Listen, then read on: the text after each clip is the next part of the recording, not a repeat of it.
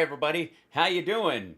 Welcome to the show. Happy Thursday. We're obviously on an hour later because I have family FaceTime. Thanks to those of you that were in the Stuttering John podcast's chat room to remind me of that. I was keeping an eye on it. We were all good, but man, we went right up to the absolute limit. I had, 4 minutes to clear out and get myself in order, and the highlight of the call, besides my kid telling stories about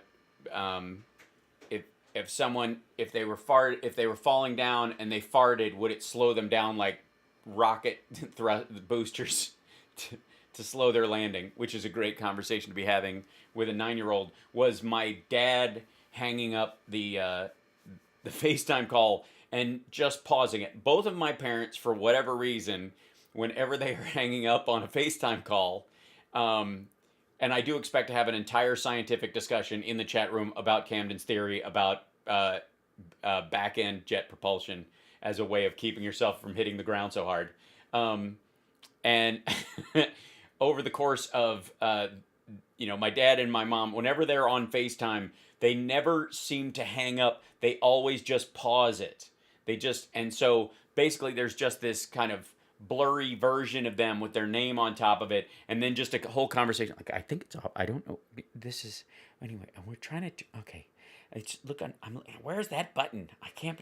And it just goes on and on and on while everyone else is trying to talk on the family FaceTime call. It's pretty adorable. It's yeah.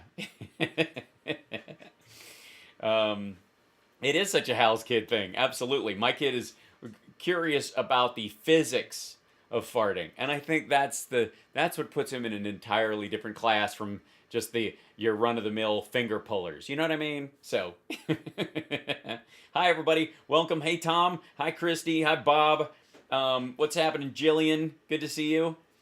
Hey Scotty, welcome. Hey Ann, what's going on? Yes, Francie, Fart Physics 101. I think it's about time. Hi Sarah. Hey Judy. What's going on? All the people popping into the chat room. Welcome. Wherever you view the show, thank you for being here. I almost turned into Rachel, but with long hair for a second there. Thank you for spending your time with us tonight. Big news today. I had a bunch of shit that I was planning, and it all went in the garbage heap because of the craziness that is that we are presented with. Now, I'll see. Well, let's start with some real Republican dumbassery. Thanks. I love Culpeper, Virginia, right back. Thanks, Robert. And hold on. Let me turn this down. Hide that. Wait. Does it scroll down? There it is. Who's this guy? Okay. Unpin message. On it. Pin message. There you go. I'm trying to see who this one was first. Who's that? Oh, Maxwell. Thank you so much for the super chat. I'm now trying to set up a list so I can see it running, and I always add another level of complexity to what I'm doing. It's a dick move, I understand, but it matters because I want to be able to say thank you. So, anyways, let's look at some straight ass dumbassery. Assistant AG nominee Kristen Clark is being grilled by Republicans, and she wrote well, I'll let her explain it because why not? Well, This is John Cornyn thinks he's found something.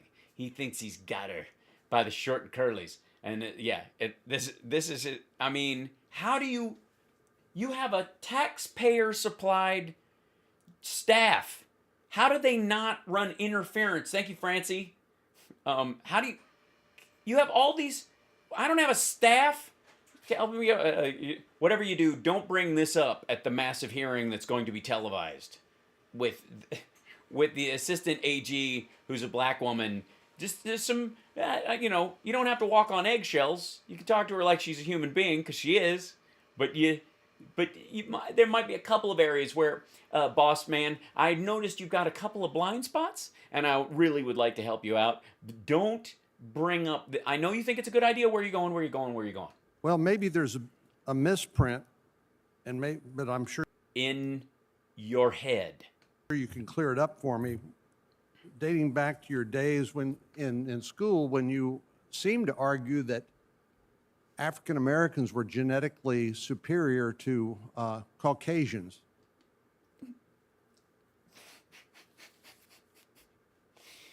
Appear to. Now, not to everyone, not to the other people at Harvard that she was going to school with. Appear to. Wait, it gets good. Is that correct? No, Senator. That I believe you're referring to an op-ed that I wrote at the age of 19 about the bell curve theory, a racist book that equates. Excuse me, shots fired. John Cornyn and Tom Cotton and all those guys actually think there's the bell curve was right on the money. DNA with genetics and race. As a Black student at Harvard that time, we took grave offense to this book. It was co-authored by a Harvard professor. We did a number of events to speak out against the book, and this op-ed opened with a satirical reference to the state. Yeah, the old, can you imagine if I had said such a thing? Statement that you just noted. Contemporaneous reporting by the campus paper made very clear that this was. Other people who were also doing satirical and critical writings about said book referenced her piece and also know her and were working with her and other students on the campus in the realm of reality. This was not a view that I espoused. What I was seeking to do was to hold up a mirror and put one racist theory alongside another to challenge people as to why we were unwilling to wholly reject the racist theory that defined the bell curve book. So this. By the way, at this point in the hearing, Tom Cotton had to be airlifted to a fainting couch. Thank you, Pecos. This is satire? Absolutely, Senator. Yeah. So, you could have asked. You could have read the rest of the paper. Maybe. And where was that published? In the student paper, the Harvard Crimson, and there's contemporaneous reporting from that time, from that day, that makes clear that these were not views that I espouse, Senator. Oh, well, I guess you just took a giant shit on my entire argument. Let's see, who's up next? Utah, porn purchasing capital of the United States Senator Mike Lee is not having any of this. Ms. Clark, I want to read a non-exhaustive list of elements. A non-exhaustive list, meaning that you think everything is racist. Of the American society, elements that you have at one point or another described in the past as racist. Police departments, federal agencies, Airbnb, election laws designed to combat fraud, the election laws designed to combat fraud, because obviously it's not election laws. The combat fraud part is just, their way of covering for the fact that they mean, by fraud, we mean, of course, black people voting.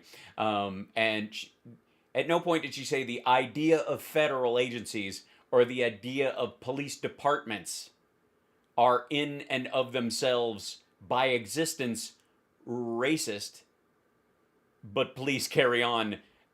Reading comprehension seems to be the real problem amongst Republican senators these days. Workplace, America's DNA, the Virginia Military Institute, the healthcare industry. Wow, the Virginia Military Institute gets a name drop right next to America's DNA, as in racism is in America's DNA. It's in its creation because of the slave trade and the like. And yeah.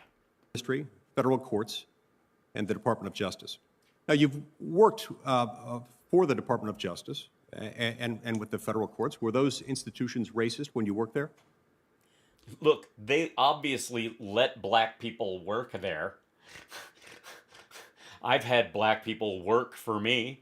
Clearly that proves I'm not racist because I hire them to do tasks I don't want to do myself. See what I mean? So, Senator, I don't have the context for the list that you just... Look, he said, you think they're racist, explain yourself. Have you described them as racist in the past? generally use the term discrimination. I'm a lawyer, I follow the facts, and I believe that there are instances where you may find that one particular employer or Were they one racist particular when you worked there? landlord engaged. Were they racist when you worked there? So now that they're hiring black people, is slavery still here? Is that what you're saying? Look, we don't want to fix anything, okay? Get this? Get this? We've made this as unracist as we're willing to go. I have drawn a racist line in the sand, and I'm sorry, but we need to build a wall around the racism that I hug like a whoopee. Engaged in discriminatory conduct, but I don't deem institutions or structures to be blanketly racist. Were they racist when you worked there? Yeah, we've heard you ask the same question. Look, you're black. You obviously got a paycheck. I didn't follow the question. sir. I don't know what the fuck you're talking about. It's basically like, Jesus Christ, man. His point is, now that we've had a black president, isn't racism over? Can't you honestly just get up? So can't we just go back to being as racist as we were now that we've had a black president, which of course I wouldn't vote for, and of course said was the worst president that ever happened, and was obviously a Trojan horse or for communism, and was really Nigerian born. Can we just forget? Can we use the fact that we had black presidents and there are black people working government to just give a pass to? Was the U.S. Department of Justice a racist institution? While you No, worked there? Senator. The Justice Department is anchored by dedicated career employees who work hard every day to follow the facts and to adhere to the law. Yeah, now you say that. But was it racist when you worked there? Jesus. Republican Senator. Oh, God. And then, of course, in the delicate sensibilities of Republicans' department, apparently no one can hold a candle to, I guess, dinner theater Ichabod Crane, if I'm going to go full Stephen Colbert on my descriptions about people, Tom Cotton. Mark, was Officer Darren Wilson justified when he shot and killed Michael Brown in Ferguson, Missouri in 2014?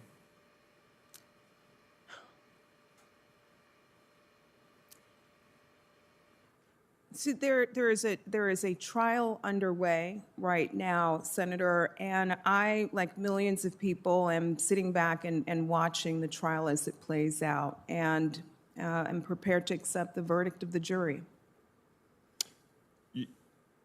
In November of 2020, just a few months ago, that was not exactly what you said. You said that on this day, a grand jury chose not to indict Darren Wilson for the killing of Michael Brown.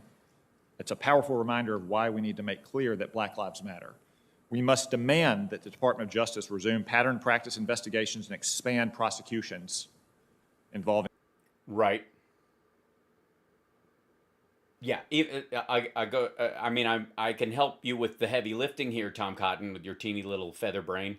Apparently, he got his last name from what's between his ears, but the primary thing is that regardless of the outcome in the Darren Wilson case, part of the suspicions that the black community has about shootings like this have a lot to do with the pattern and practice aspects of that are going on. And if you can deal with those things, then when the Darren Wilson shootings occur, the public doesn't immediately think that, well, this is yet another in an obvious chain of events that are all linked together. They go, no, this instance is just that, an instance.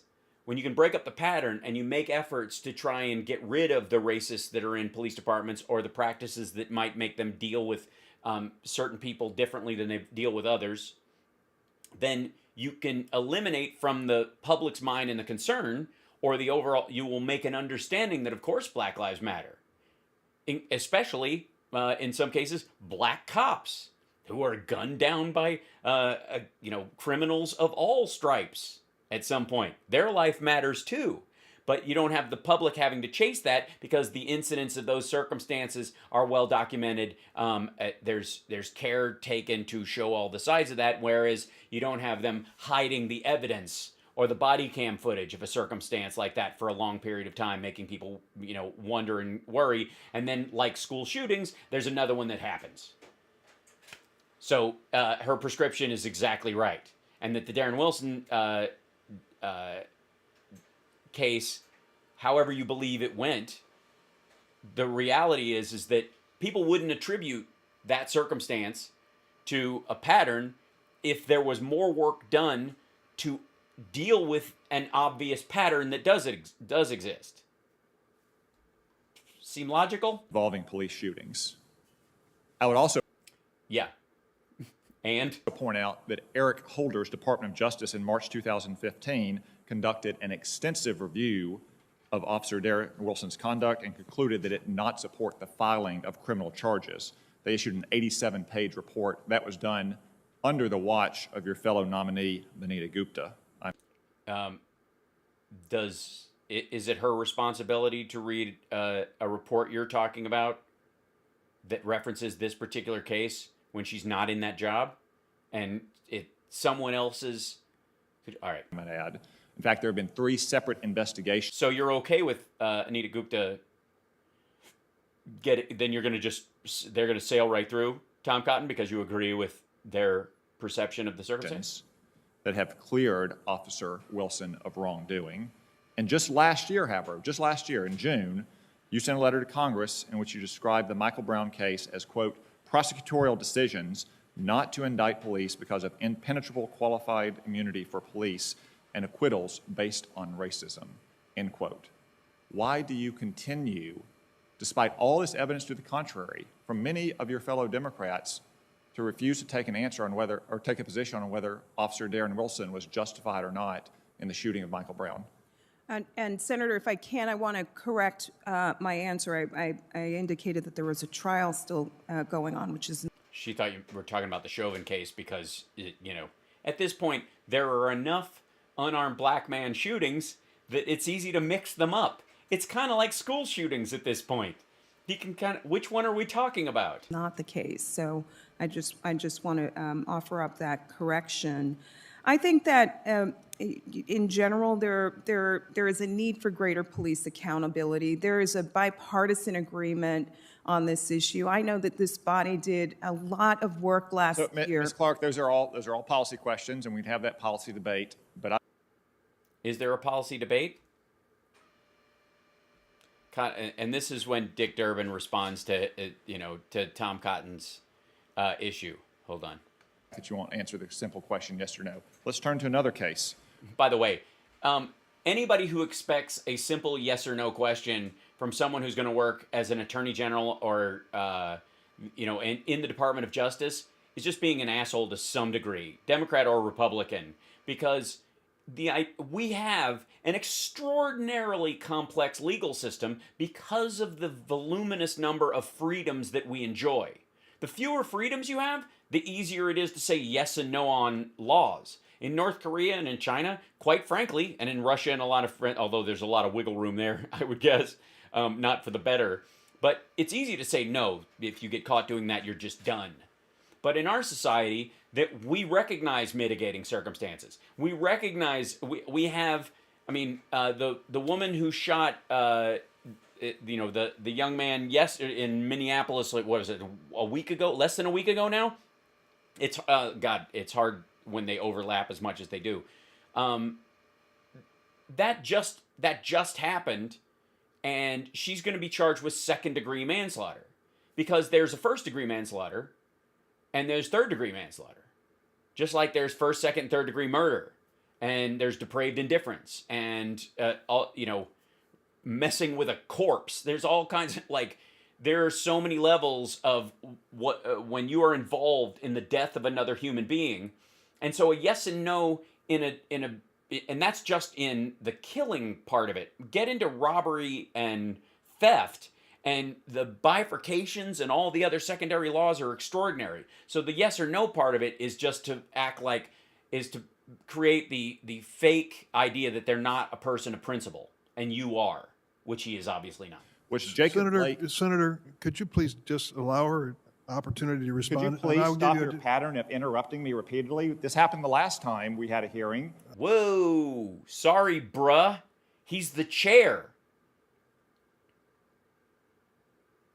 You ain't the chair, son. I'm sorry. And you I will give you you called a vote in violation of this committee's rules. I will give you additional time, but I'd like to give her a chance to complete her answer. I've asked her a simple yes or no question multiple times. She refuses to answer it. Thank you, though, for your input. Let's turn to another case. Seriously. How can you be 100% Adam's apple? Jacob Blake. Which Jacob Blake...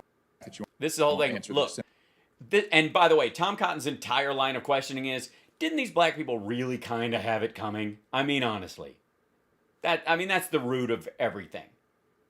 And you guys know how I probably stand out from my other colleagues in terms of this kind of show and the TYTs of the world, and that I, in large part, support what police do. And because I'm abundantly aware, by the way, that the police force we have today is not the police force we had 20 years ago, and especially not 50 years ago. It's made up of a lot of people of different races and men and women serving together. And the idea that the intrinsic nature of policing itself is somehow intrinsically flawed, I find absurd on its front. But the problem is with this guy, Tom Cotton, it seems, and I have not heard his statement on George Floyd, but has certainly never heard of an unarmed man being shot by a police officer that he doesn't like, black, white, or otherwise. So, as much as there's a yes-no answer he's trying to get from her, the yes-no answer you'll get from him on these kind of things is he will always defer in those situations to they had it coming. Even if it wasn't for stuff they did that day, which is intrinsically, by the way, a violent attack on our judicial system, because you can't get shot if you're shoplifting and you're accused of domestic violence. Those are two different charges, and you get two different trials oftentimes related to those type of things. But you have a suspicion that this person is guilty of domestic violence, and you catch them shoplifting. You don't get to shoot them for the domestic violence because they were shoplifting. Tom Cotton apparently thinks you can. Now, on a cheerier note, because Bongino, this little nugget has been making its way around because obviously, oh, this is so good. Hold on. This is, I'm always here for GOP on GOP crime, right? When these guys attack each other, when there's, douchebag v. douchebag, I'm quite excited at the idea of, why is this, does not rank up, I see. I'll just open this. There we go. That's better. So this is, Bongino and Geraldo are having it out on, over the quote, the unrest in Brooklyn Center, Minnesota. Now, let's be abundantly clear. There was some gnarly unrest last year. By comparison, honest to God, by comparison, this is frigging nothing. You know what I mean? This is what's happening in Brooklyn Center, considering that the Chauvin trial is happening right now, and there's this sneaking suspicion everyone feels that he'll get off because of just the history of these kind of things, mixed with this shooting where the female officer mixed up her gun and her taser, which even Pat Robertson has a hard time buying, which is kind of amazing. Considering that both of those things are happening within driving distance of this circumstance, this is tame by comparison to what happened last year, and it shows that I think there is a shift in the public idea that now that Biden's in office and Harris is his VP, and the changes that are being addressed, and that the president is being forward in addressing these kind of things, that many of the violent response is from the knee-jerk crowd that's been doing this all year, that is not in line with the genuine unrest, that is not in line with the genuine protesters, but are just basically troublemakers who bring this in oh, this is target number 10, But so listen to these guys. This is kind of beautiful. It's Geraldo and Bongino. I'm looking for TB for my bunghole. Bongino. You tell that to the black families that see their sons being killed. Here we go. It's all about race. Yeah, it is. Twice the rate You of got white nothing else, sons. buddy. That's You got a nothing fact. else. That's a fact. You've got nothing That's the else. All fact. you That want to is do the is see fact. the country That is burn. the- You just want to All you want to do is see Geraldo Rivera. All you want to do is see the country burn. Can you tell that Dan Bongino is feeling the heat from Ben Shapiro as they both vie to take over Rush Limbaugh's spot? And by the way, none of them are going to be Rush. It's going to fade. It's largely a YouTube-related thing. The AM radio is going to be chopped up like crazy. They don't understand that the time slots, while they're available in a lot of cases because Rush is gone, are being split up. And the Heritage Foundation isn't paying for auto installing Bongino or Ben Shapiro or any of these other or Chris Salcido, whoever the else. So that 3-hour chunk he had every day is going to be 1 hour apiece. So none of them are going to get to lay claim. But he's trying desperately, and this is how he does it, by going on Hannity's show and saying Geraldo wants to see the country burn. see the country burn. Oh, That's it. I want to see Every the time. country burn. You son of a Race. bitch. I want to You're see the making a country race burn, you war out of punk. it. You're nothing but a punk. Yeah. You're a punk, Yeah. Bongino. You're a Yeah, punk. you wouldn't tell me that to my face. Well, that's because he'd be laughing the whole time, Bongino. I mean, honestly, it's hard to even speak when you're on camera, much less you meet you in person. I don't know how I would stop snickering. I'd probably get punched by your entourage just for crying, laughing. Like, I can't believe this dude's face is right here in front of me. But can I just say, I know everybody's excited about this, about these two guys being on each other, and I find it as amusing as you do. But can I also say that this seems a little like bullshit too? Because honestly, Geraldo's never been that great an actor anyways, but this seems very much like wrestling. I don't know that Bongino's in on it, but Hannity and Geraldo, obviously are looking for a clip because Hannity's numbers are way down.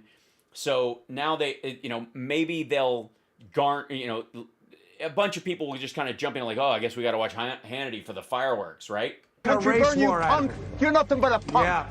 You're a punk, Yeah. Bongino. You're a Yeah, punk. you wouldn't tell me that to my face. We'll leave it there. We'll leave it there. It's not exactly his finest Wolf Blitzer moment. We'll leave it there. Yeah, because it's a fucking show. It's a show. Here's what I would say. You're a punk and you're a punk and you're a punk. You're all punks. It's the three doofuses. Nobody cares. This is, and how, Geraldo ends up getting backed into a corner as trying to, rehab his image from Fox outward. But, this they need this. What else are you going to watch? Yeah, it's friggin' embarrassing. It's the idea that these three guys have anything meaningful to say about what's going on in Minnesota is hysterical. And they literally have to, I believe personally, they have to contrive some sort of conflict to gin up this whole fair and balanced bullshit, when in reality, Geraldo doesn't give any more of a crap about this than the rest of them do. He just thinks his image is on the line, maybe. But still, it just seems so friggin' contrived. I'm just calling it like I see it. I don't believe they actually care. I just don't. Now, there is, the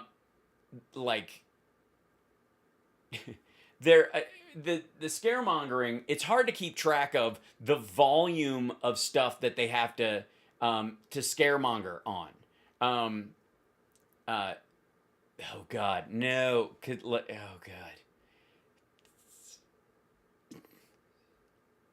Oh God, I just found it like this. So.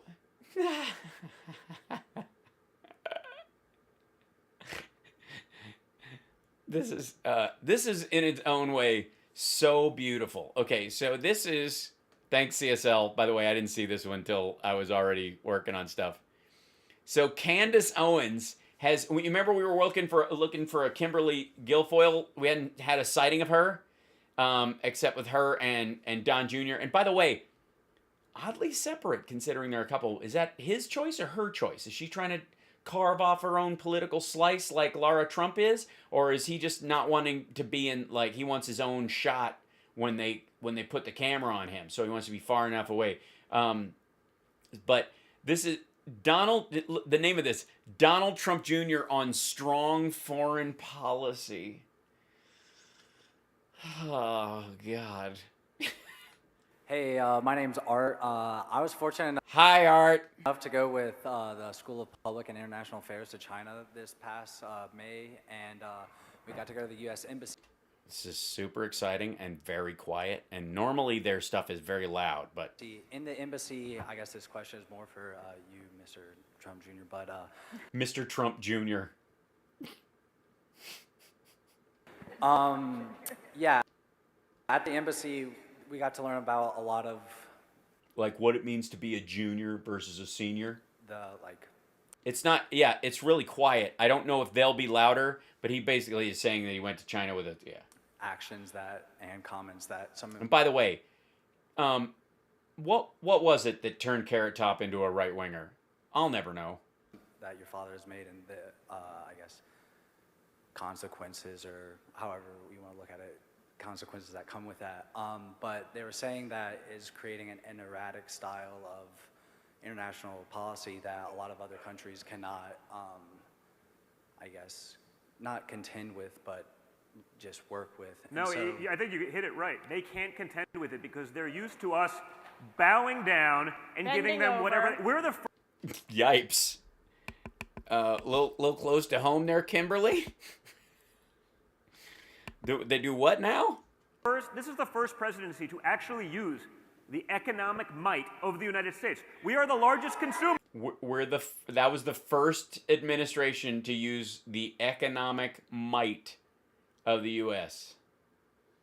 Can you imagine being this ignorant about American history? In the world. The fact that these countries are used to, oh no, he's going to do something with trade. Guess what? Why wouldn't we? Why has it not been touched before? Yeah, nobody's ever touched trade before. We import 100x from them that they do from us. When we send something over there, it's tariffed. When they do it from us, if we enter a trade war and we have the guts to stay in it for more than 2 seconds, we win because we consume so much more. What was that? What was that? I'm sorry, Mr. Fucked Your Own Argument Jr.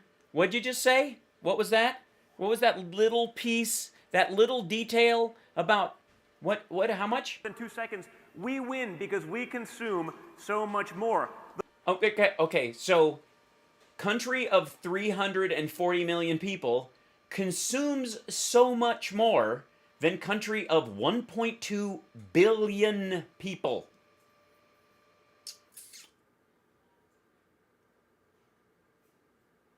The problem we have with other countries is they're used to bureaucrats being incompetent. Are they?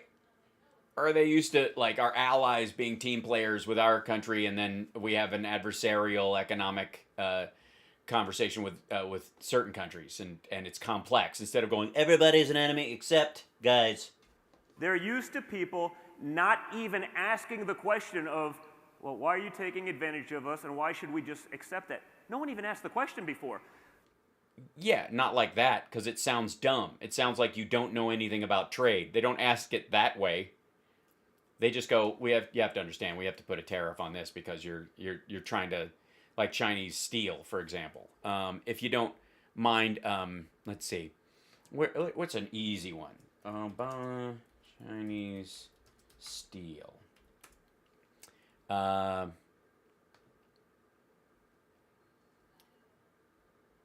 you go.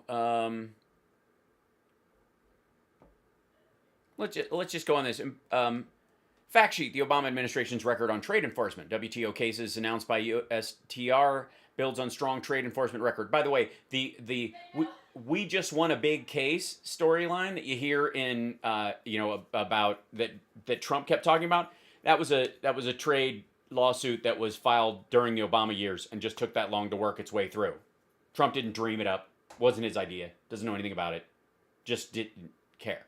Aggressively pursuing and winning cases in the World Trade Organization. That's the one that they're talking about. Today, the United States Trade Representative is launching a new trade enforcement action against China at the World Trade Organization. That's the one that was completed during the Trump years, and they filed. Levying anti-dumping and countervailing duty penalties on foreign industries and trading partners at the highest rate in 14 years. Particularly important to the steel industry. The Department of Commerce, U.S., this is during Obama, and Border Protection, CBP, you know, that crowd, and Immigration and Customs Enforcement, ICE, are enforcing 370 trade remedy orders that address dumped goods or unfairly subsidized imports and level the playing field for American workers and businesses. While Trump used ICE almost exclusively for scaring Hispanic people out of the country, the Obama administration used it for immigrations and customs enforcement. Big C, little I. In each of the last 2 years, Commerce initiated the largest numbers of new investigations in 14 years. The administration worked with Congress to secure, and by the way, at that time, for the record, the last time that in 14 years when they're talking about, the last time they did that was during the tail end of the Clinton years, which is when we had a budget surplus because of the Democrats in charge of the government actually creating a deficit. All right.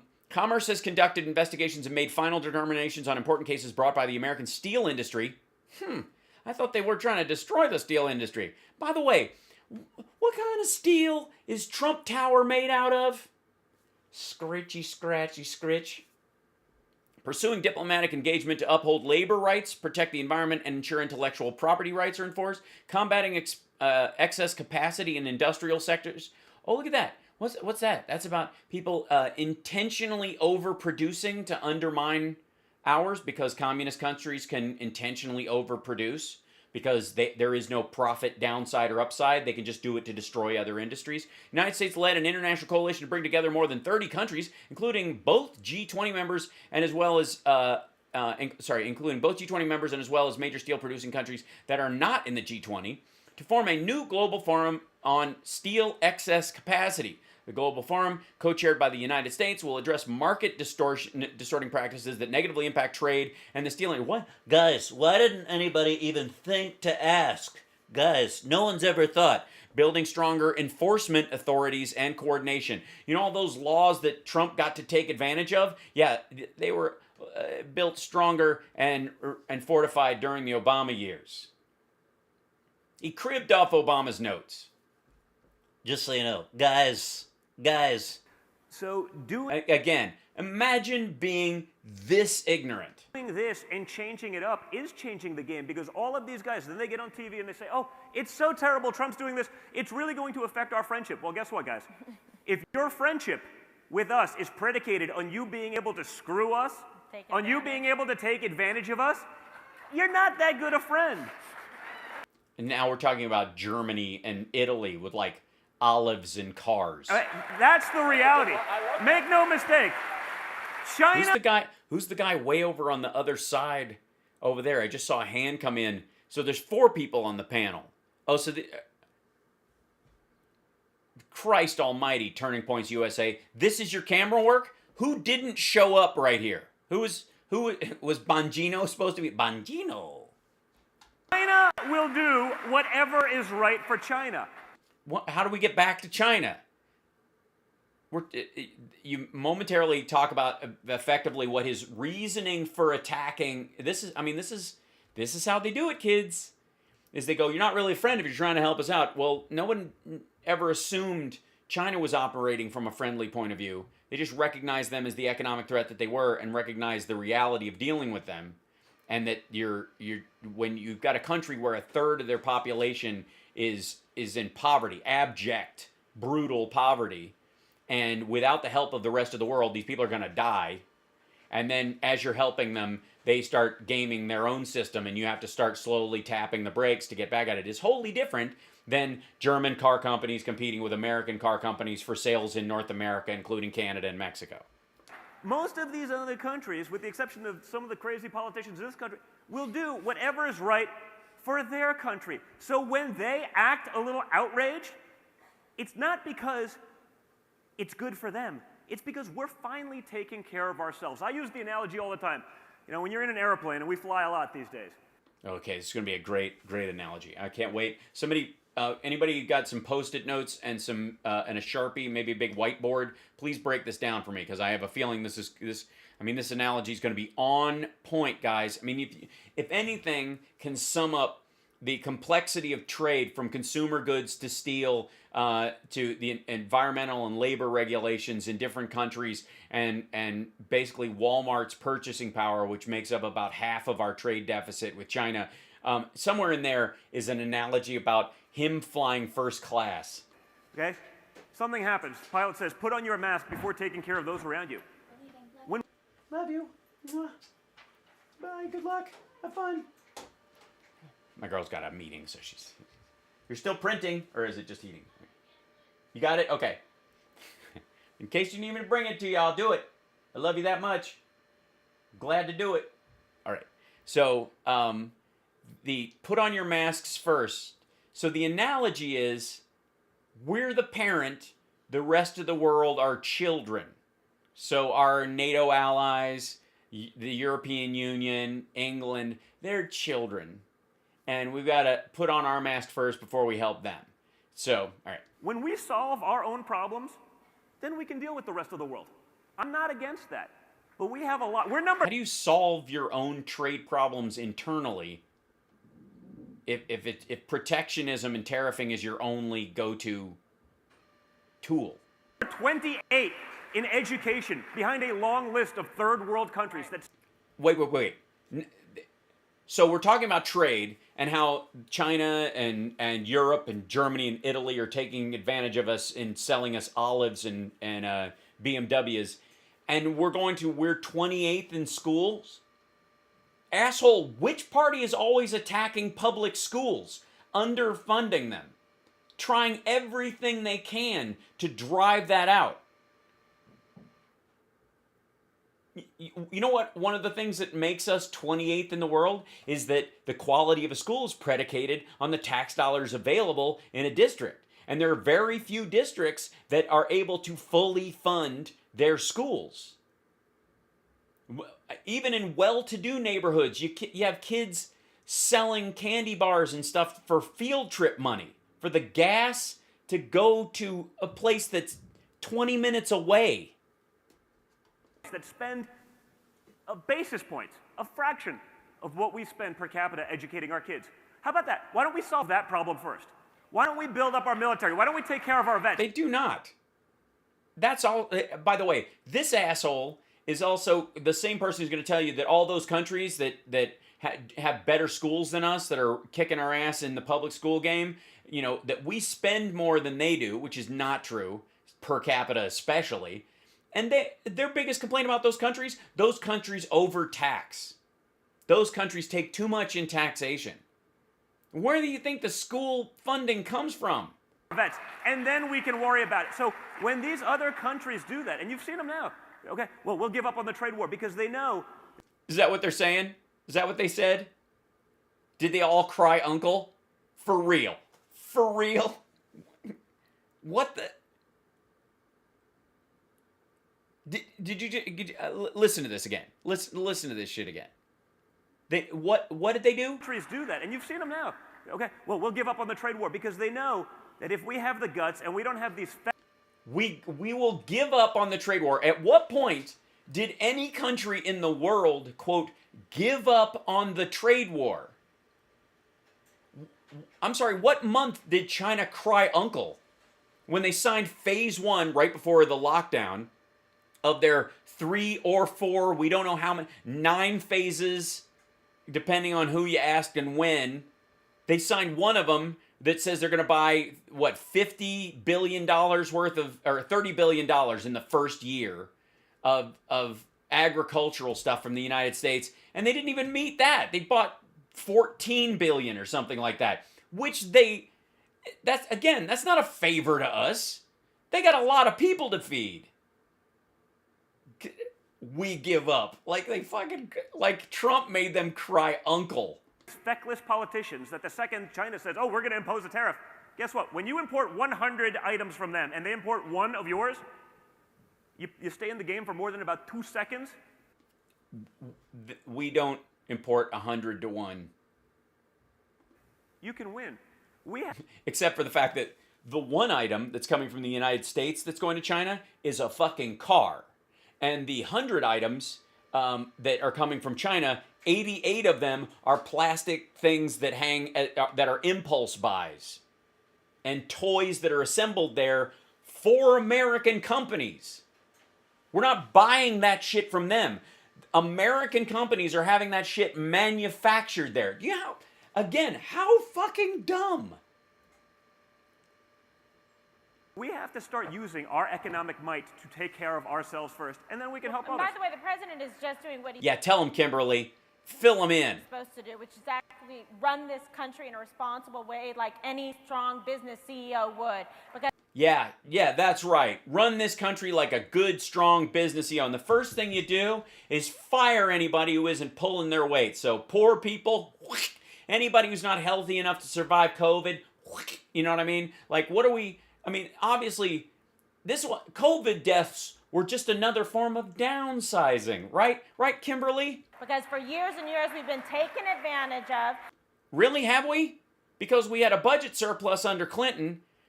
Obama brought the whole thing back from the crash that Bush created. And then this asshole's dad gave us the first $3 trillion deficits in a row. There has been a tremendous disparity in terms of what we've been doing with trade and with tariffs. He is simply asking that there be some reciprocity and that we should not continue to be taxed and burdened. It makes absolutely no sense. So yes, perhaps he's doing things in somewhat of an unconventional way. Yeah, you mean an unsuccessful way? Sorry, how many American cars are being bought in China? Bought and sold in China? What's the average on the stuff that's built in the United States? Big ticket items. What was the shift? Did it go down or did it go up? Which one? I'll wait. Thank God. But also, Thank God. And by God, guys, she means my dad. don't mistake, some of these deep-seated bureaucrats in these places.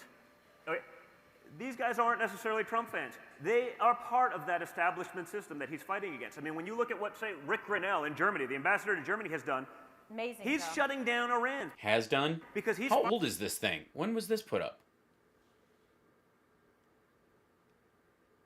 Did he just post this from... Because I don't even think he has a beard in this one. I can't see it. This is Turning Points USA. Look what this says, though. Big government sucks. Yeah, if this was new, it would be big corporations... corporate communism sucks. He's finally putting some pressure on Germany to not just do business. You got to pick. You either do business with Iran, the world's #1 sponsor, state sponsor of terrorism, or you do it with the United States. You can't have both. Yeah, you can. I mean, they just held up their end of the Iran deal. It was a multi-nation deal. It wasn't an American deal with Iran. We got, again, with our coalition partners, they just decided to keep the deal in place when he abjectly pulled out of it. They all made the agreement. They all negotiated it together. This is so... Who's the... Foggy? That's Candace Owens. Good God. Okay, so Ted Cruz, obviously... this is... There's fear pockets that the Republicans are pushing right now. And the big problem Republicans have right now is that there's just too much to be afraid of. So they're having to splinter out and like, okay, you scare everybody about the border. I'll scare everybody about there won't be any cops on the street. And then you go scare everybody about that because some progressive Dems in the Progressive Caucus, and not even the entire Progressive Caucus, put together a bill to make 13 Supreme Court judges instead of 9, that you go fearmonger about that. Yeah, fear pockets. Everybody's got a fear pocket. They're all wearing, yeah. Texas Republican Senator Ted Cruz joins us now. Well, I would go with R. Cancun if I was you. I just say, Mr. Senator, I never Mr. Senator. thought I'd see the day when the chair of the House Judiciary Committee, Gerald Nadler, actually proposed to pack the Supreme Court for political reasons. That's my 2 cents. Have at it, please, Mr. Senator. Sorry, you didn't see what, like, you didn't expect somebody to quote pack? Why would they pack? If you add numbers, wouldn't you guys get another shot at it eventually? Oh, I see. So if you get somebody on the Supreme Court, they're supposed to vote your way every time. So since that's how you think, then that's how the rulings would go for Democrats. If Democrats presumed, proposed a bill and were sued over it, and on constitutional grounds, and it made it to the Supreme Court, all the liberals on the court are just supposed to, in spite of the Constitution, give it to us because that dance with the person who brung you. I see. Mr. Senator. Well, Stuart, you're exactly right, and today's Democratic Party is more radical than it's ever been. Yeah, that's why Joe Biden won. They've made a political decision to hand control over the party to the extreme left, to the radical left. And so on the Supreme... They have? So they have a weird way of showing it since they presented that bill, and Nancy Pelosi says she has no plans to bring it to the floor. So it's kind of a weird way of handing over power to somebody, isn't it? Court, their objective is to put 4 left-wing radicals on the Supreme Court to destroy the checks and balances. We need Ron Kuby, man. Is to destroy the independence of the judiciary. You know, to destroy the independence of the judiciary, says the asshole who voted for Amy Coney Barrett. FDR tried to do this in the 1930s, and his own party, the Democratic Party, said, no, that would be terrible for the rule of law. That would undermine the rights of Americans that are protected in the Constitution. Today's... How many districts were there in 1932? Federally? Anybody? Fucking hell. Always got it, how many circuits, courts, 1930s, something like that.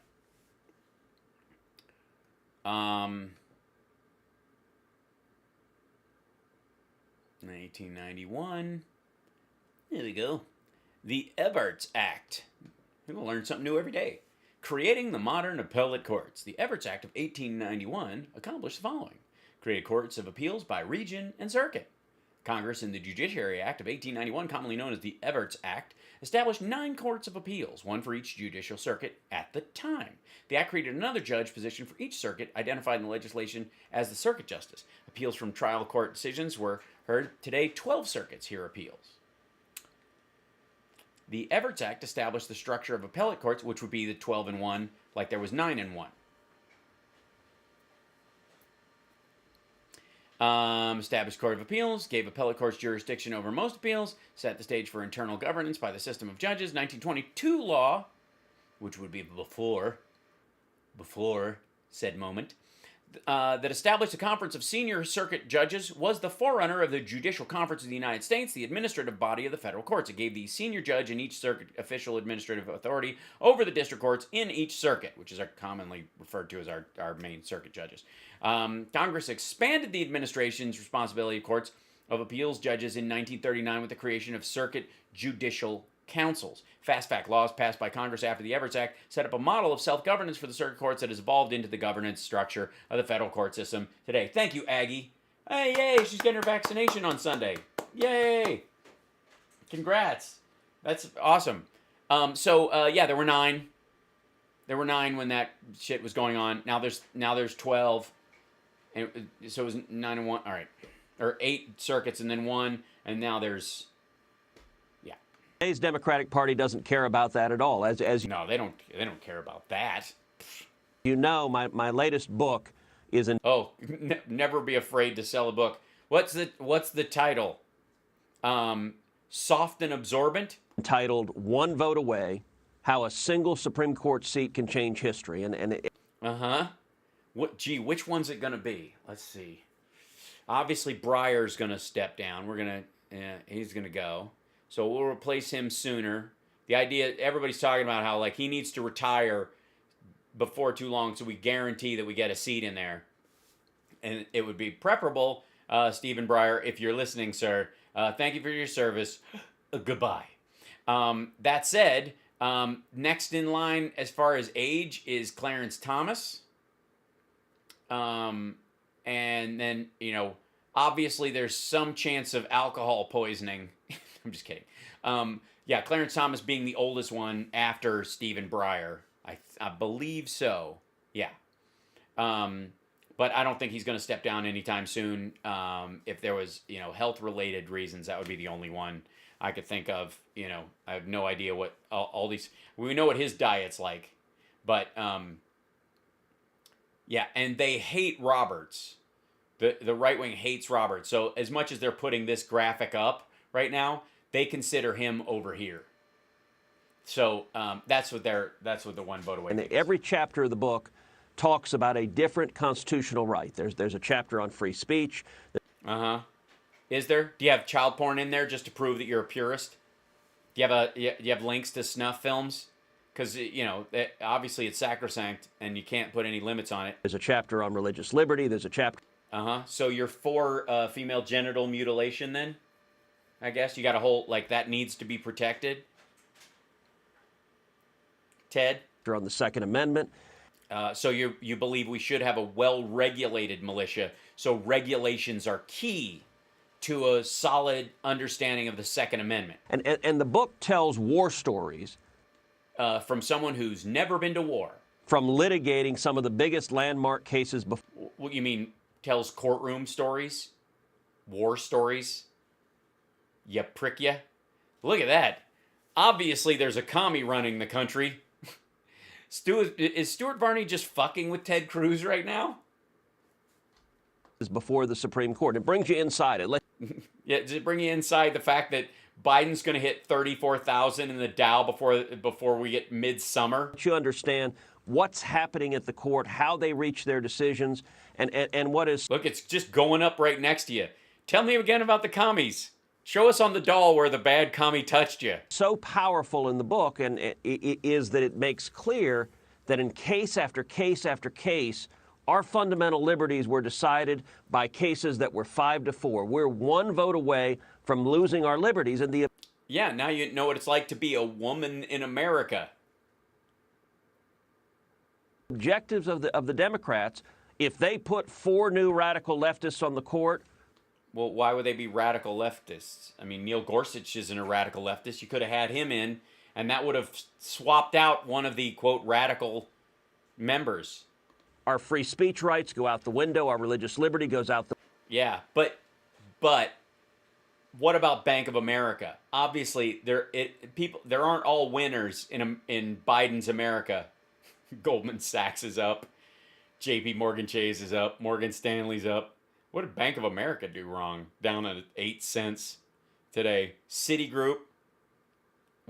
I mean, why is it not second on the list? It's up. Look, and by price, it's up 2.39%. This is way higher than the rest of these. This is actually, even though it's less in terms of absolute dollars, by share, it's kicking Goldman Sachs' ass. This is the one you're investing in, Citigroup. And what did Citigroup just do? Citigroup was just name dropped by these assholes about corporate communism like 2 days ago. And all of a sudden, they're up 2.39%. I'm starting to understand why a lot of these companies are starting to get woke, is because apparently it's helping their bottom line.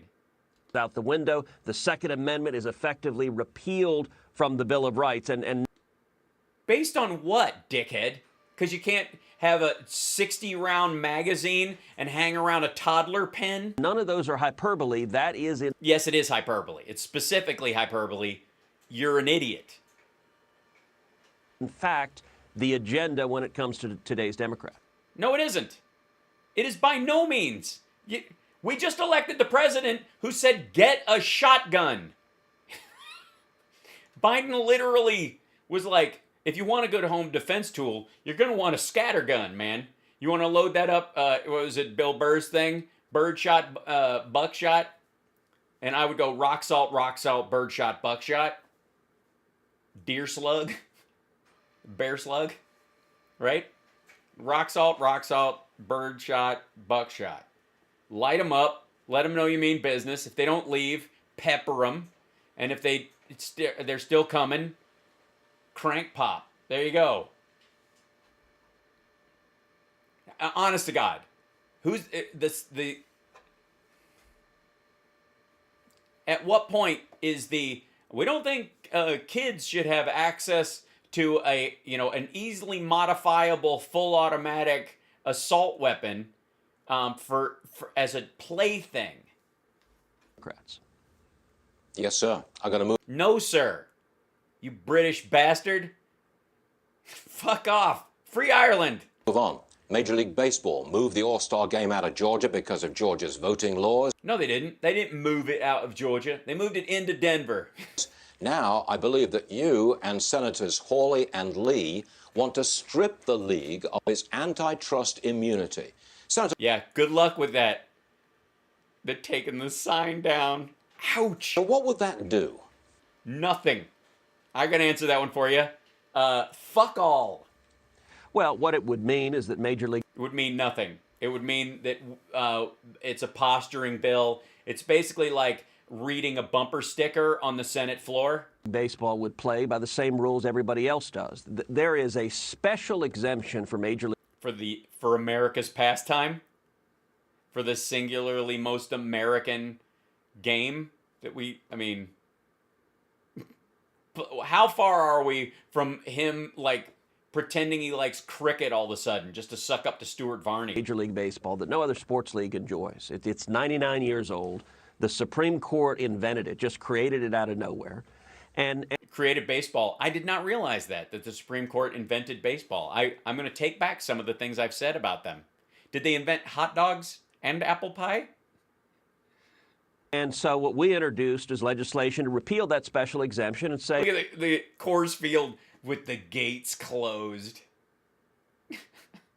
that Major League Baseball should follow the same antitrust rules that the NFL has to follow, that the NBA has to follow. And the reason we did this is because you're spiteful pricks? Because of Major League Baseball's actions in Atlanta. Right, because you're spiteful pricks. So as a private organization, they should just be able to move their stuff wherever they want. Are you going to attack the NCAA now? We're seeing, and we, in the past couple of weeks saw a big acceleration of this. We're seeing... You mean of vicious anti-democracy voting laws put forward by legislatures that somehow managed to get elected honestly in their case, but everybody else, there was fraud. So they're presenting laws that they never ran on. They never presented when they were running. They didn't go, elect me, and I will make sure that, fewer voting machines go to black areas. And, I'll present a bill on the floor, and the governor will sign it. Big corporations becoming the woke enforcers of the Democratic Party. Why do they have to become the woke enforcers? How fucking woke is Colorado? Especially Riffle. Riffle, Colorado brought us Lauren Boebert. We're seeing multiple CEOs making the decision to wade in on political matters and to use their... Yep. What's up, P-Dog? Pfizer in the hizzy. I got the Pfizer. Johnson & Johnson's up, even though there's a pause on it because they expect it to come back. BioNTech's down. Moderna's down. I think but that's only because they got their second dose, and so they're a little down the second day. Their corporate power to punish anyone who doesn't agree with the Democrats' radical plans to transform the country. In this case, how are they radically transforming the country? If there's anything in H.R. 1 that doesn't stand up to constitutional scrutiny, file a lawsuit and push back against it. We know you're not going to vote against it. Case weighing in favor of radical proposals by the Democrats to take over elections and change the rules so that Democrats can never lose again. That's the... Well, the reality is you're trying to change the rules so that even though you lost, you can stay in power. See, that would be the root of it. I appreciate the projection, but dude, the airlines, we're not even at full capacity. And I'm just saying, all these things are going to spike in the next month. There's a bunch of these stocks that were $50 or $100 last year, and they've been riding below 50, except in Southwest case 63.51. They you know, their 18-month high was at least $20 higher. This is just going to keep embarrassing them. This is a great, this is one of the best split screens you could possibly put up with this dipshit. Tell us again about, say, corporate communism. What's the objective of Chuck Schumer and Nancy Pelosi? What is it? What's the objective of Chuck Schumer and Nancy Pelosi? When Major League Baseball yanked the All-Star game out of Atlanta and yanked it into Denver. Look, on its face, it doesn't make any sense. Atlanta is 51% African American. It's because of the state. The money goes to the state coffers, and the like. You don't rush to do business in a state because the citizenry is being hurt. You pull out because you're not going to do business and give the state a lot of tax revenue to misspend on those very voters. They moved the game to Denver, which is 9% African American. Explain to me how remotely you are a racial social justice warrior by taking jobs and $100 million from thousands of African American owned small businesses in Atlanta, from thousands of African American I know how. Workers in Atlanta. Ask me. This had nothing to do with substance or racial politics. No, maybe it's the idea that you have that it's just about, throwing cash at black people instead of guaranteeing their inalienable rights against actions by their state. Maybe that might be the flaw in your understanding. Again, maybe you read this, and therefore we see again a problem with reading comprehension on the right. Politics. This had everything to do with corporations enlisting in the Democrat vision to transform America. They totally are. It took us a while, but the radical left Marxists have finally ensnared corporate America into our scheme to destroy them. Wait, what? That's it. That's it. That's the whole. No, I'm not watching this shit. And by the way, Greg Kelly having Marco Rubio on, and Rubio. Listen to this. I just love this. Rubio, no GOP member can beat Trump. Ugh. And music? Oh, yeah. Twitch crashed? Oh, no. Is it? Let me see. Hold on. There you go. Close there. Restream. Where's this? Twitch is banned. Did Twitch go away? What happened? Do you have to reload? No, yeah, if you reload your page. Yeah, you have to reload the page on Twitch, guys. Let them know. Thanks. My hair's a little ragged today. Been working out and stuff. Yay, back. Sorry. Apologies, guys. I don't know what that was. Pop back up. I know what it is. We need more subscribers. We dropped below 700 subscribers. Maybe that's it. Sorry. Stankfield. This is Greg Kelly, and he's got Marco Rubio on because that's how far Marco Rubio has fallen.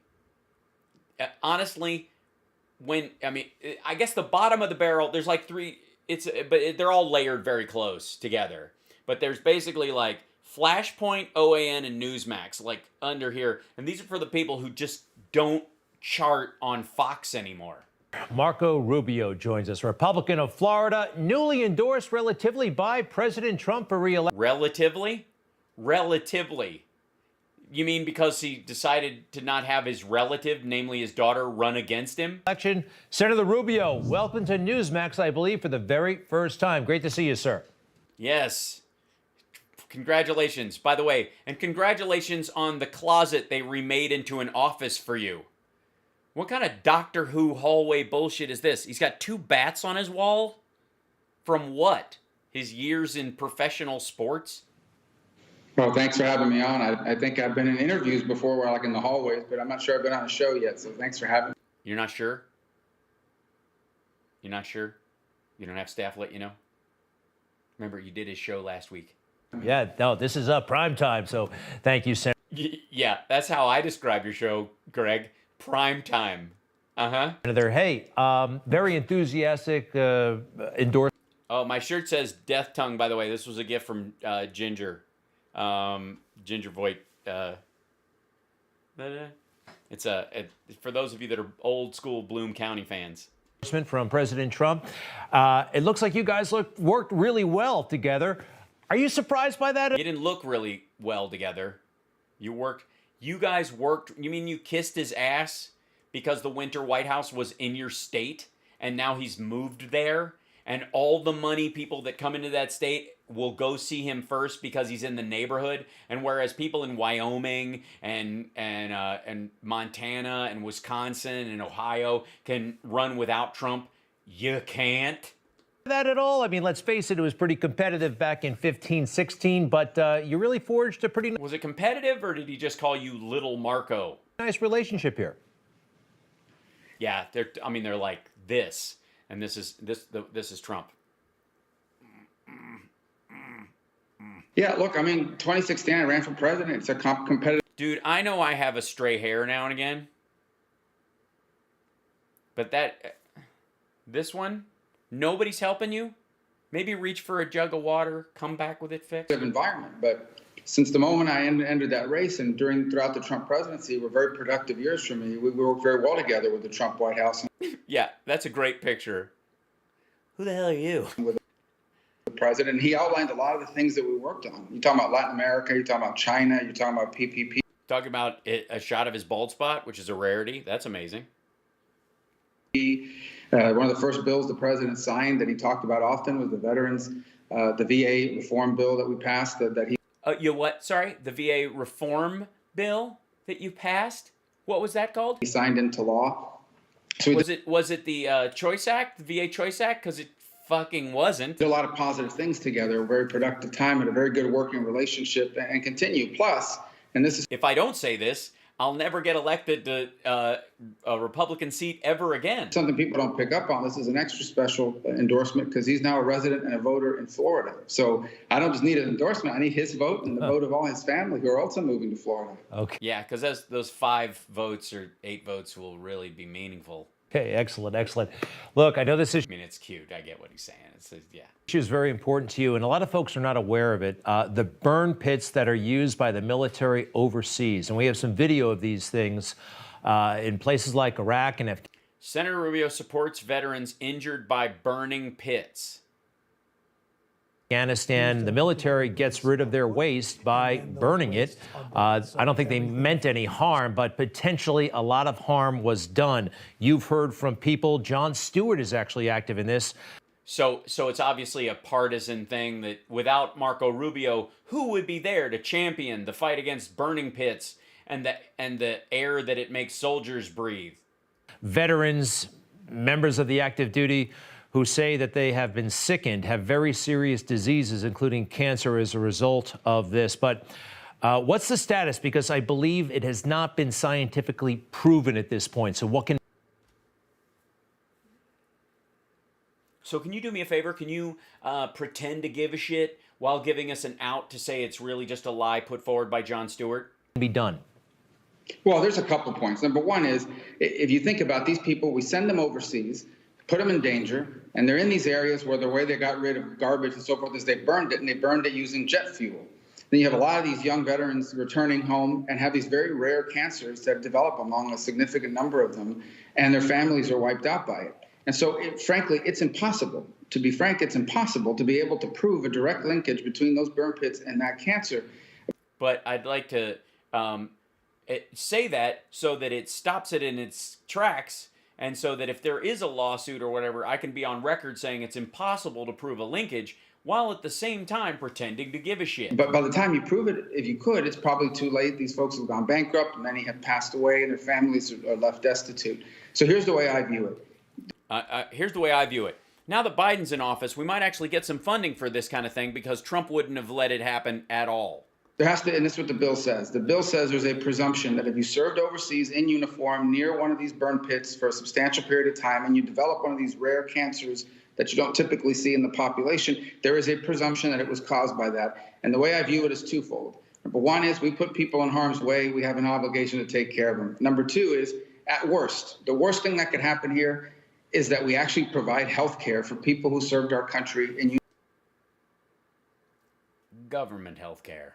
uniform overseas in a danger zone. This is not for people that served anywhere. It's for people that served in these very dangerous zones. So I don't know how, at the end of the day, providing health care for veterans that have come back after serving our country could possibly be a bad outcome.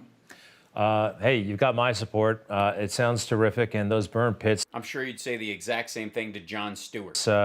We're pretty big. Senator, I know you have a passion for foreign affairs. You heard the plan. Totally, he does. He's a passion for foreign affairs, especially those trips we pay for. Joe Biden wants troops out of Afghanistan. I think the deadline now is September 11th of this year. How do you feel about that? How are you right now on Afghanistan? Well, look, what the fuck is that footage? Is this just like right-wing whacking material? I'm sorry, is this how the airplanes burn their trash? yeah, I mean, the Trump administration had reached this agreement to withdraw by May 1st. So that their decision was whether to continue with that or not. Yeah, they didn't do anything, though. They had a lot of shit they were supposed to do that took almost 6 months, and they didn't start doing any of it because they were going to go back on it if he won. But once that decision... It was strict, literally. From the Trump's standpoint, from the Trump administration standpoint, the withdrawal date of May 1st was like, let me re-elect me and I'll make sure that happens. It was made and inherited by the new administration. Now the question is, number one, how do we do it in a way that is safe for our men and women that are still stationed there? And second, what we really need to keep an eye on at this point is, okay, we're not going to be in Afghanistan. There's a high likelihood, and I hope I'm wrong about this, but there's a very high likelihood that the Taliban retakes that country almost entirely or partially. No, it doesn't. We don't have that many people in there, and our coalition partners are staying. And we still have ships parked off of Afghanistan that if they ask us to, we can bomb the living shit out of any of the Taliban camps. We don't need individuals there anymore. Between drones and smart missiles, we barely use them as fighting forces except to extract people that have intel, which we could still do on shorter missions. They just don't need to be stationed there, for fuck's sake. And once they do, the Al-Qaeda is going to return and establish a safe haven there. And we know what happened the last time they had a safe haven in Afghanistan. Yeah, we remember what happened. The Clinton administration warned the Bush administration, and the Bush administration ignored it, and then they used it as a planning point. Some of us remember, anyways. Afghanistan. So if we're not going to be there on the ground with troops, and that's now coming to an end, we need to have a plan for how we're going to sustain pressure on Al-Qaeda so they can't, reform, come back. Drones and bombs. Drones. It's going to be drones. It's going to be, let's be honest. Warfare worldwide is going that direction anyways. The number of humans that need to be in harm's way in these circumstances are going to get increasingly smaller. Back together, and then all of a sudden 3 or 4 years from now we're facing new threats here in the homeland and in other parts of the world. So that really needs to be our focus now. It is. And can anybody spot from Marco Rubio what his actual position on this is, other than we got to get out and we got to do it safely, but we might, there might still be trouble, so we got to think about whether or not we're going to do it or whatever. And we're supposed to be the bureaucrats who want to be entrenched in this bullshit forever? This is exactly the argument. The decision to leave was made under the Trump administration. Now we just have to make sure that we do what we can so Al-Qaeda can't reconstitute and come after us like they did on September 11th of 2001. Right. And of course, the Biden administration, though, because it was a Trump plan, they had to modify it, put the Biden... There was no plan, fuckhead. There was a date. After the date was established, you had to create a plan. The Trump administration did not. They didn't. They didn't do any of the shit that would lead up to it. They were like, it's going to take 6 months to start getting people out safely. They didn't start that shit in December or November or even plan to. He was so pissed about the election, he wasn't doing any work. They should have started, once they signed the deal, they should have gone, okay, what's our strategy? We'll start this and it'll trigger on these dates that will get us out by May 1st. None of it happened. None of it. The people that he removed from Syria ended up going to the UAE. Biden stamp on it, I guess. So, Senator, could you run for president in 2024 if President Trump is a candidate? I know this is a hypothetical, and but could you run? Both, I mean, could you run together? We know Pence is out because everybody wants, all the Republicans want to murder him. But you, in particular, could run with him. You both are from Florida. You both have trouble drinking water on camera. There's a lot that you can bond over. Run against President Trump. He just endorsed you. He's, they say he's the head of the party, essentially, de facto. Yeah, the de facto head of the party. You mean the headless snake that's spurting blood all over the place? What would you say to that? Yeah, I think my view on that is that President Trump is the most popular and most influential Republican in America. I think he'll still be that. Which is a pretty low bar. That in 22 and in 24. And he decides to run for president and for the nomination, he's going to be the party's nominee, and that's the way I would view it. Which is what I had to say in exchange for his endorsement in Florida. Again, he hasn't made that decision. It's still a long way off down the road. But if Donald Trump decides to run for president in 2024. Great picture choice, guys. Really good framing. I mean, you got the whole thing. Look at this. This is the whole picture that they put up. Like, you get plenty of them closer together. There's just, we're supposed to focus on their hands. And then is this Deborah Birx's head? I don't know. Before again, he's going to be the Republican nominee, and I think almost everyone that I've talked to would agree with that. Because you don't talk to anybody who wouldn't think that way. So, folks, you can follow Marco Rubio, Senator Rubio, at Marco Rubio. Twitter. Really? Thanks for introducing us. Who's he again? Who are you? Who's Greg? Greg, are you reporting on this? It can be a pretty noxious place and all kinds of partisan combat going on, but I noticed, Senator, you put a Bible verse on every day, and I can tell you. And it's ironic. They're like the Onion headlines of Bible verses. We must obey God rather than men. I mean, obviously, he's talking about in terms of financial crimes. This is the most recent one. Acts, really? Acts? Nothing from either Corinthian? Tell you, you never know who you're going to touch with those messages in the middle of the Twitter chaos. So yeah, that's the important thing. It's just a rando Bible verse that you're using for political manipulation. That'll be the moment that it touches someone. I thought I hated Marco Rubio, and yet that one Bible verse which he's using to shit on trans athletes really touched me in a way that maybe brings me around. Thank you for that, and I recommend everybody follow you. Yeah, well, I'm sure they will. Thank you. I appreciate that. It's right out of the Catholic daily mass for the most part. So so you don't even pick them. It's right out of the Catholic daily mass okay. So basically, it's like an autofill. How deeply religious of you. I have neither silver nor gold, but what I do have, I give you. In the name of Jesus Christ the Nazarene, rise and walk. So faith healing, a faith healing verse. Again, Acts also. I don't pick them most of the time. Someone else has done that through the liturgy, but that's how I start my day, and I like to share it with people. Some people get offended by it. They don't have to follow me. They don't have to read it. No, nobody gets offended by a Bible verse, necessarily. What they get offended by is you hiding behind one. Because literally on the day there would be a vote to keep the ACA in place and allow for, someone to be, to get the health care they need without going bankrupt, you would post something like that. Like a faith healing verse from Acts. Like, rise and walk, you cripple.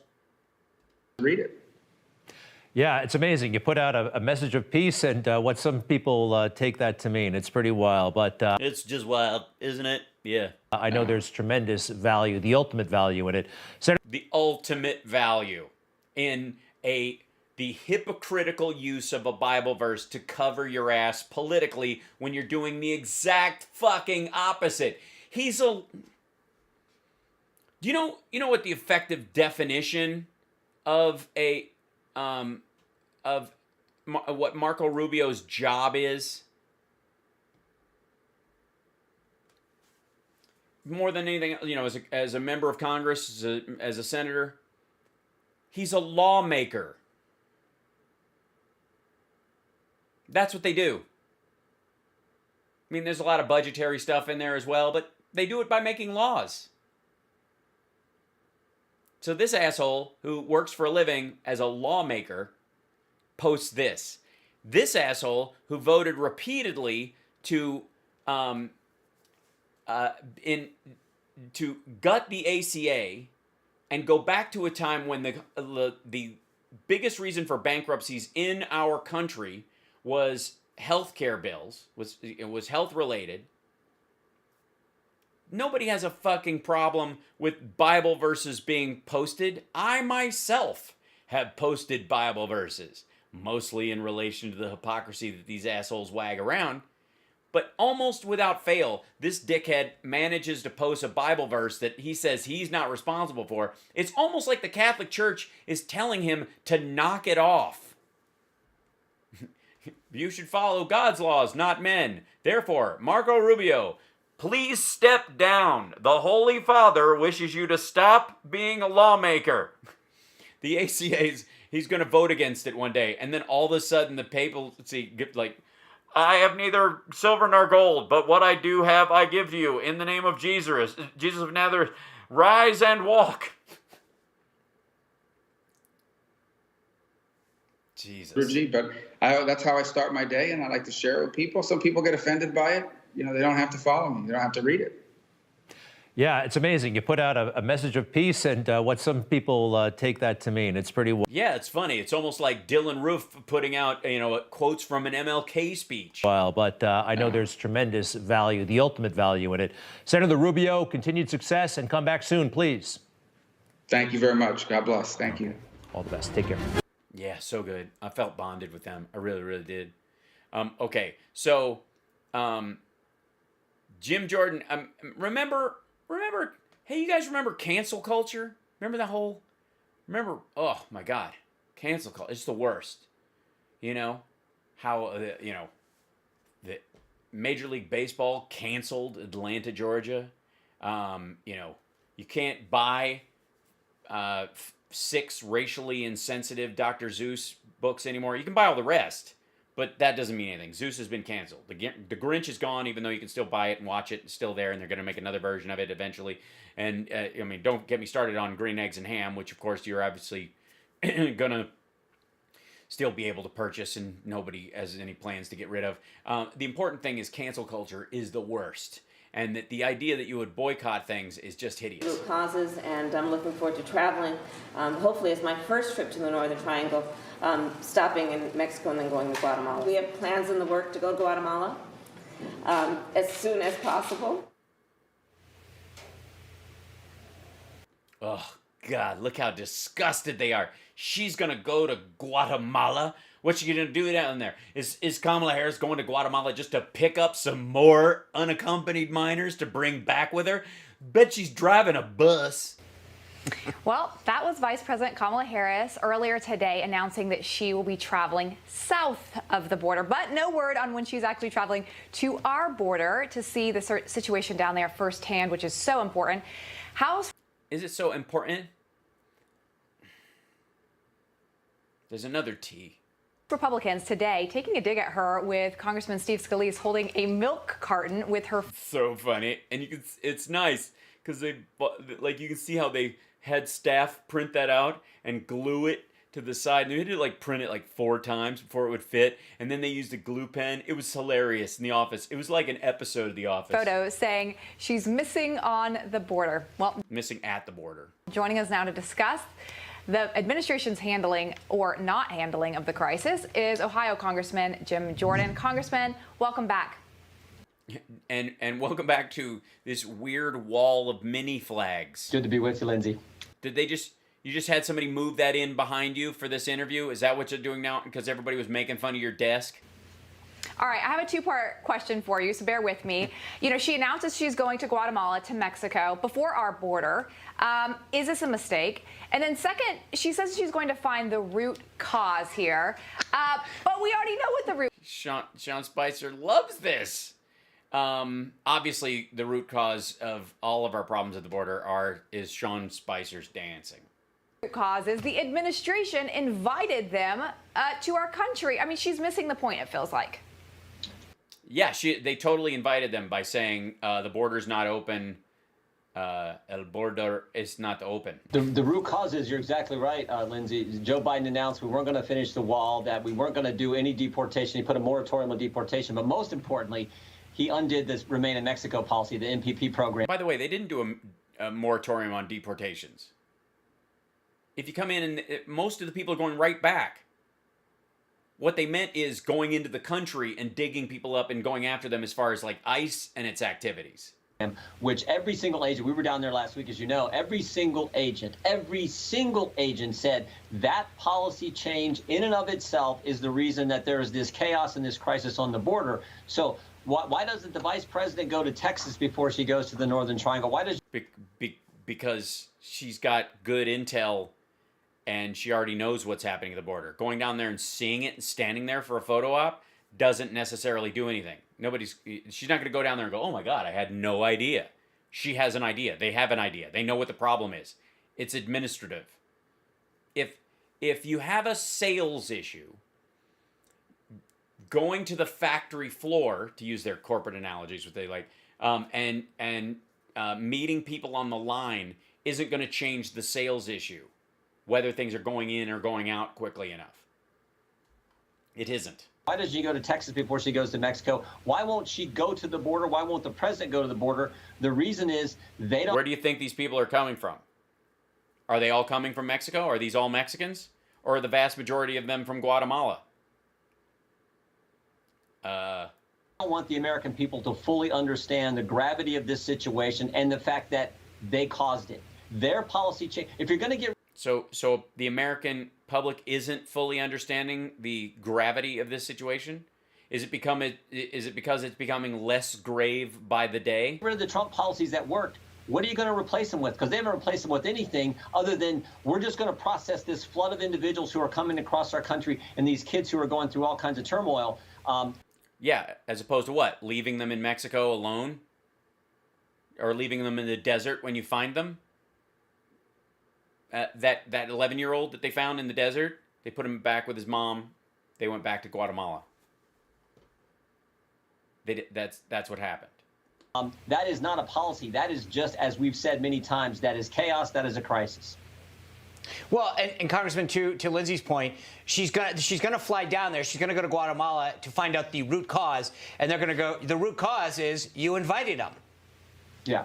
No.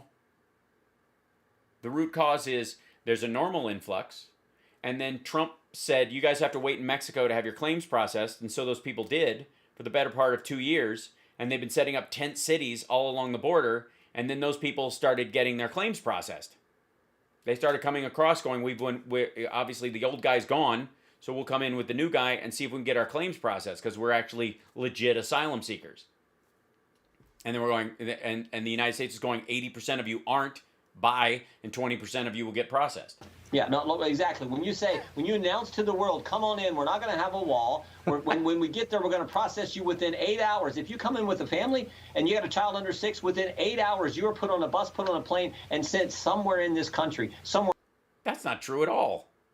You're not sent somewhere in the country. A lot of times you're sent somewhere outside this country, namely back to where you're from. We're all over the United States. So that we saw that facility. And by the way, it's interesting, the date that facility, they put this temporary facility up, January 23rd, 2021. 3 days into the Biden administration, the world already knew what Biden was advertising, come on in. And so 3 days into the administration. The world knew. I see. So you're really concerned about people overstaying their visas and that people coming down from Canada or through Canada from Iran, that's the concern point? Or is it really just the southern border, which Trump stacked up and ignored? The administration, they set up this facility to quickly and fastly process individuals and process families. So they did. So 3 days in, they recognized that they were going to need facilities to process these folks. Like I said, within 8 hours, they're put on a bus or put on a plane and sent somewhere across our country. No, they're not. Someone is not in 8 hours. I mean, the whole argument is that these kids are staying in these places much longer.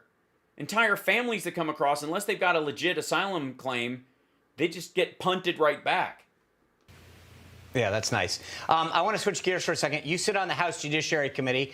You guys voted on a bill today that establishes a commission to look at reparations for descendants of slaves in this country. Oh, my God. Is there anything more frightening for these three people? Tell us about what went down, your stance on the legislation, Well, and where this is headed. No, great thing. We're actually going to deal with that here late tonight. We're still walking through this markup, Sean. But yeah, that's scheduled to happen soon. That bill establishes a 15-member commission to look at reparations. Now, interesting. Here's who makes up the commission. Speaker Pelosi appoints 3, Senator Leahy appoints 3, and President Biden appoints 3. And then the other 6 have to come from organizations that support reparations. So wonder what their conclusion's going to be. They're going to take money from people who were never involved in the evil of slavery and give it to people who were never a part of the evil of slavery. I have a feeling that Jim Jordan is jealous that he was never a part of. Makes absolutely no sense. It makes, I mean, a commission makes a tremendous amount of sense. Whatever the commission comes forward on, it's still going to have to go through the Judiciary Committee, which is not made up of people that are half chosen by the Biden administration and half chosen by NGOs. But again, this is just how radical the left is today. Understand, the last 6 weeks in the House, they have passed radical legislation that would dramatically change election law, that would dramatically change gun law, that would dramatically change immigration law, that would dramatically change police law. Yeah, don't. I'm starting to get excited. That would make D.C. a state, and now that also fun. This law, which would give reparations, all that's coming through the House. And as your previous guest, my colleague and friend, Mr. Comer, said, let's hope Joe Manchin and Kristen Sinema keep their word to their constituents and don't change the filibuster. Well, why would all those things be stopped by the filibuster? What are the primary problems that you would have that would require a filibuster to stop them? How popular are some of those things, if not all, with your constituents?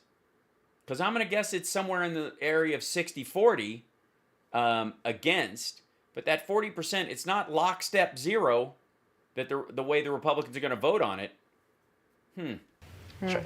Congressman, I want to switch gears here for you a minute, talking about liberal agendas. We have seen cancel culture at its best lately. Yeah, tell us about that, man. Major League Baseball, don't get me started. With large corporations, the MLB obviously canceling the All-Star game out of Georgia. Jesus Christ. Cancel culture. Because of Georgia's voting laws. You know, Yeah, because of that. Oftentimes people on the right, conservatives, say, okay, we're not going to play the boycott game. We don't do that like the left. But at what point is the... Yeah, at what point do we recognize that it's a functionally useful strategic way of dealing with a problem and start participating in it and stop saying that anybody who participates in it is some sort of commie? Right point to engage, because if Republicans... And I think you're right. I think she did mean to say cancel culture at its worst. Republicans don't boycott the MLB, then it feels like there's no consequences for them. So Well, I mean, there's obviously consequences for people who live in Riffle, Colorado. where is the line here ultimately? Well, maybe it is time for that. I've seen some good conservative folks that I have a lot of respect for write columns about maybe it's time we actually do boycott some of these corporations. Please do. Yeah, don't show up. That would be the first way to do it. Like, I recommend that anybody, especially deep-seated Trump and, Trumpsters and maggots, I recommend you guys boycott almost everything. Strip malls, airplanes, anywhere that required a mask at any time during the pandemic. Don't go there ever again. Concert venues, sporting events. Just understand that, any NCAA game, like I know I'm looking forward to the empty seats next to me for the elbow room. But I mean, I think it's best. I think you guys should crank up that boycott machine and just stay home yelling at the television, or in this case, at your laptop. But I think we need to understand the big picture. The left controls everything. The left controls. Oh, good. Congratulations, guys. Apparently, we control everything. Everything. So the next time you start bitching about chemtrails controlling the weather, yeah. Controls big media. The left controls big tech. The left controls. They control big media, big tech. Don't say the left controls big media and big tech to people who are on, on Newsmax, which is not big tech and is not big media. That's rude. Jim, you're in their house and you're telling them that they're not big tech on their YouTube channel. They're not big media. They're shit media. Controls big government. The left controls big sports. The left. The left controls big government. How much was the Trump military spending? What was the deficit? Controls Hollywood. The left controls higher education. But the left controls Hollywood and higher education. Well, I mean, we do now, as far as Hollywood. Now that people like Weinstein have gone to jail. Now we're kind of controlling it. There's an argument that his behavior's quite right wing. But the one entity the left doesn't control. Oh, what is it? Vending machines. Tile manufacturing. Big and tall shops. What is it? Oh, God, what's the one thing? I got to take it over. I know we got to take it over, guys. State government. State government. That's why that was my next guess. Yeah. And that's where we really have to push back. And there's no finer example of that than what Governor DeSantis and the legislature in Florida are doing, pushing back on passport vaccines and passport vaccines? Wait, my passport now needs a shot? Shit. All this other vaccine passport, all this different. Yeah, okay. Both? Things they're doing, standing up to big tech in our state. Yeah, DeSantis is totally standing up to big tech. I mean, there are no big tech firms down there. I think the biggest tech thing in Florida is the app they give you on a cruise ship or the one that helps you around Disney World and Epcot Center. That's pretty much it. Is there gator tracking? Do you gator track? Is that a thing? It's got to be. I mean, if you can follow Mary the Shark on Twitter, you should be able to follow alligators, right? State. We had our legislature override a Republican governor who had curfews and everything, all kinds of decisions he made relative to COVID. You mean to try and save lives of people in Ohio? I mean, why would you? I mean, obviously you would fight that because you've been pro-opioid overdose. State legislature overrode the governor's veto of a bill that now gives the legislature more authority and power in making these decisions as it should have been from the beginning. So that's where we really have to push back. States in our federalist system, in our 50-state system, Cool. So, by the way, if you're within the sound of my voice and you live in a state where the state legislature is like 60-40 Republican, this is your time. Run for state legislature. It's not as expensive as running for rep or state. For the Senate, but running as a state house or a state rep, state senator, it's a good way to do it. Join the legislature. It's low rung as far as expenditure, and if you gotta, if you're chatty like me, I say go for it, especially if you're in the Ohio area. They have to, particularly the ones where we have complete Republican control. Huh. So where you have complete Republican control, then your goal should be to completely control it seems kind of like a power grab. I don't know. I feel like you've become your enemy. We have to push back there. And then as individuals, we need to remember we still have the Constitution and those rights as apply to us as individuals. That's right. You do. So if you are denied proper voting opportunities, then you should sue your state. We need to exercise and speak out against the cancel culture every chance we get. Yeah, we should speak out against the cancel culture, and if that doesn't work, feel free to boycott, because conservative writers have told me this. So what is your advice to leadership, right? So these corporations all sign these letters saying that they're not going to stand for these laws, which frankly make it easier to vote and harder to cheat because none of... Is that what they do? Or does it make it so the state legislature can actually overturn the results of the election on a whim? Read the bill. What are you guys doing when they come to engage with you guys? I mean, just in other words, all these big corporations. How do you get money out of these guys if they're not going to give you these? They're going to be coming up to the Hill, lobbying for whatever they want now. Yeah. What do you and your... Yeah, you're going to stiff arm these corporate assholes. Yeah, tell them, Sean. Tell them that Jim Jordan's going to be there when these big corporations come down to Congress with their hand out or their hat in hand. He's going to spike it and tell them to piss off. Tell them how you're going to fight big corporations. If Amazon tries to open up a center in your district, Yeah, Jim Jordan's going to tell him to go shit the bed. Colleagues going to do in terms of interacting with them? Sean, they're going to come talk to us and say, hey, by the way, even though we're doing all this left-wing stuff, even though we're speaking out against the good law that was passed in the Georgia, please don't let the Democrats raise our taxes. And we'll say, look, maybe we should say, you made your bed, now you got to lie in it. Yeah, do that. And by the way, a lot of them aren't saying that. They're going, all right, it goes to 28. It was still lower than the 35 I was paying. Sweet. I mean, we're for keeping the tax code in place that we passed a few years ago, the Trump tax cuts. And I'm all for that because I know it's good for the economy. Aw, thanks, Joe Carter, for getting a Nerd Halen shirt. Yay! First Nerd Halen gig will be June 6th. Details to follow. It's good for working class families, good for all Americans. But you know what? They're going to come to us at some point and say that too. So maybe we'll have to have a nice, friendly conversation when that time arrives. I hope you do. I hope you do, because they take us for granted. They're like, I know you carried our water on all these important things on regulations and taxes, but we're going to go after you on all these other things and make up lies. We're going to go after you on these things and make up lies. Corporations making up lies about politicians? Koch brothers who? Lies about you. So I hope you really do, and I know you will lead that effort, no doubt. Yeah, he's definitely going to do it as a representative from Ohio. They need to remember that famous line, Republicans buy sneakers too. You know? Wait, that was the bailout point? They need to remember. What was the famous line? Lies about you. So I hope you really do, and I know you will lead that effort, no doubt. And they need to remember that famous line, Republicans buy sneakers too. You know? Yeah, but for a different purpose. Obviously, Democrats buy them to exercise and play sports, and Republicans buy them so that they can't be heard in the bushes outside a stewardess's window. Or when they're sneaking around with a 17-year-old. Right, Matt? Hi, Matt. How are you? Yikes. I'm going to see if real quick...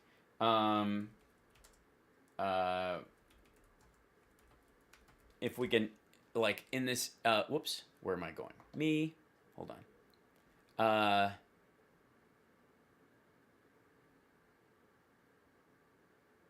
Marks on U.S. Okay, here we go. Dunk.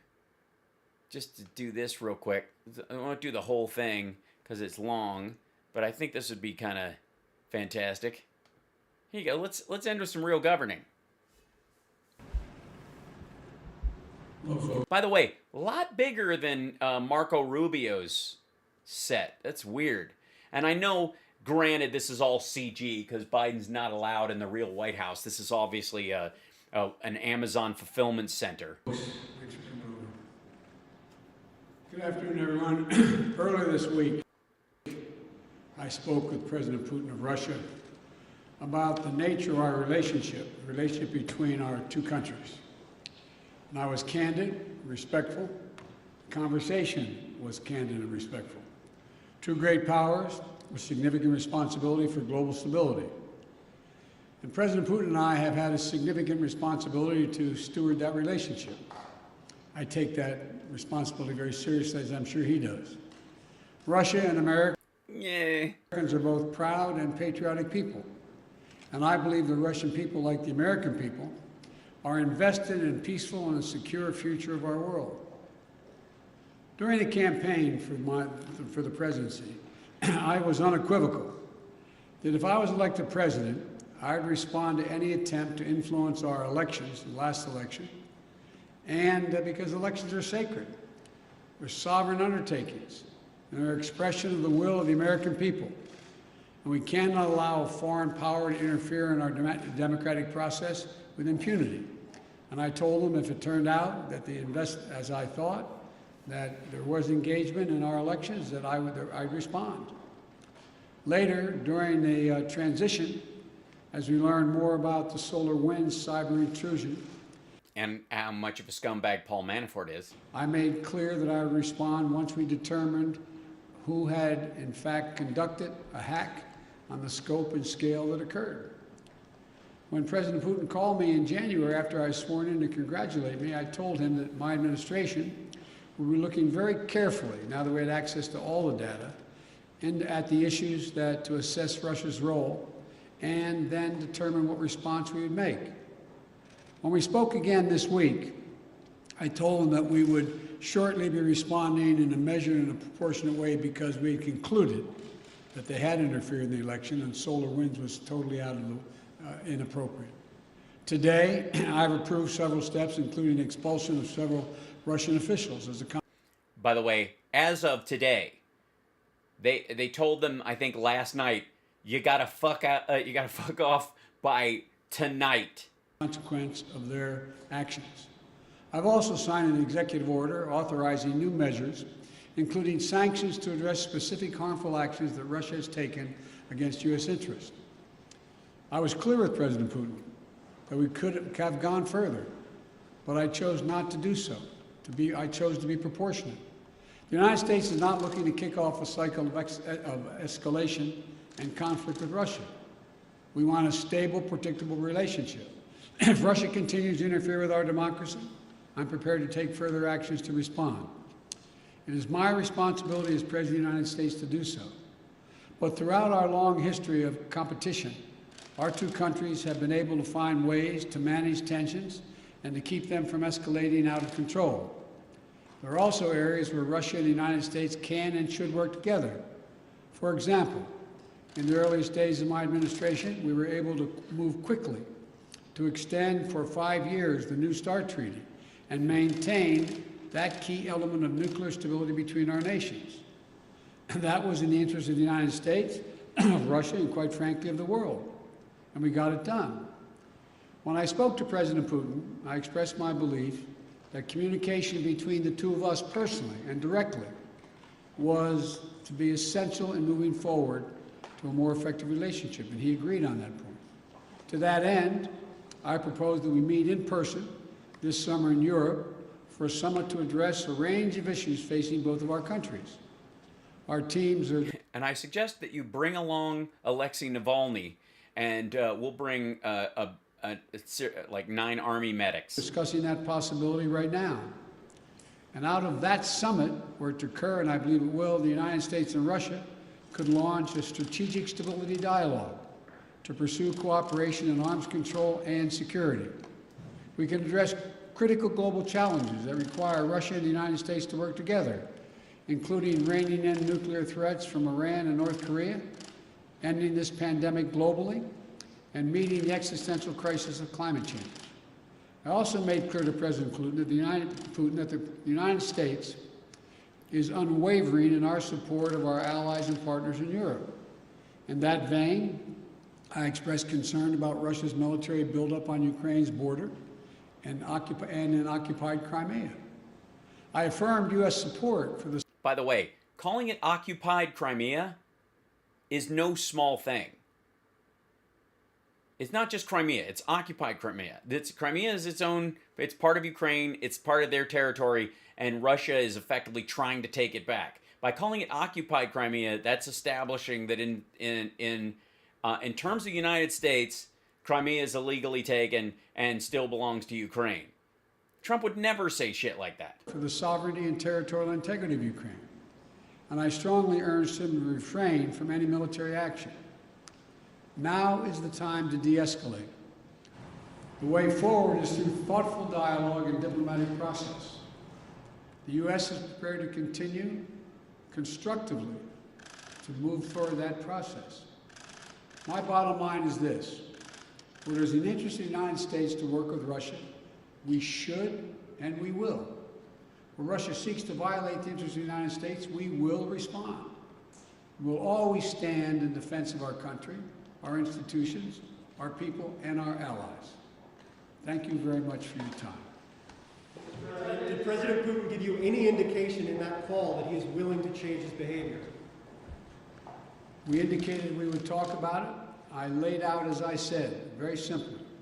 I said during the campaign, I said when he called to congratulate me on being elected, I said subsequent to that, this last conversation, that if it turned out that he was engaged in activities that he'd been accused of in cybersecurity and solar winds and interfering in our elections, that I would respond in kind.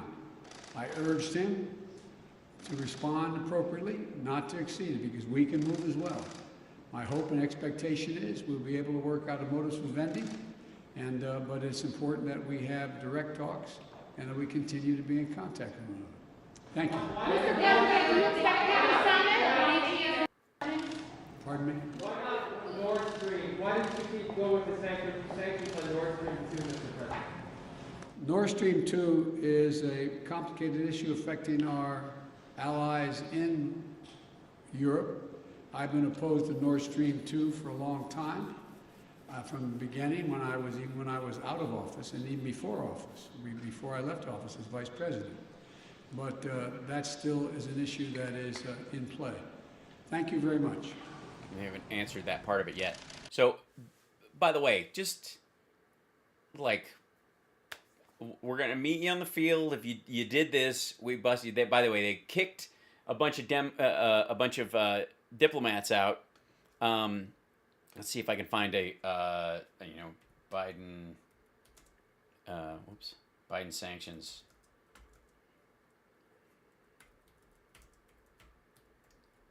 List so I can put it up on the screen for you. Let's see. So this is So this is the paper that they put out in relation to it from the White House. Fact sheet imposing costs. Interesting way of phrasing it.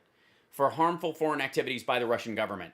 Biden administration made clear the United States desires a relationship with Russia that is stable and predictable. He mentioned that in his thing. Okay. Executive order targeting the harmful foreign activities of the Russian government. Today, he signed a new sanctions executive order that provides strengthened authorities to demonstrate the administration's resolve in responding to and deterring the full scope of Russia's harmful foreign activities. This EO sends a signal that the United States will impose costs in a strategic, and economically impactful manner on Russia if it continues or escalates in its destabilizing international actions. So here's the ones that they put it. They carry out the following actions pursuant to the EO.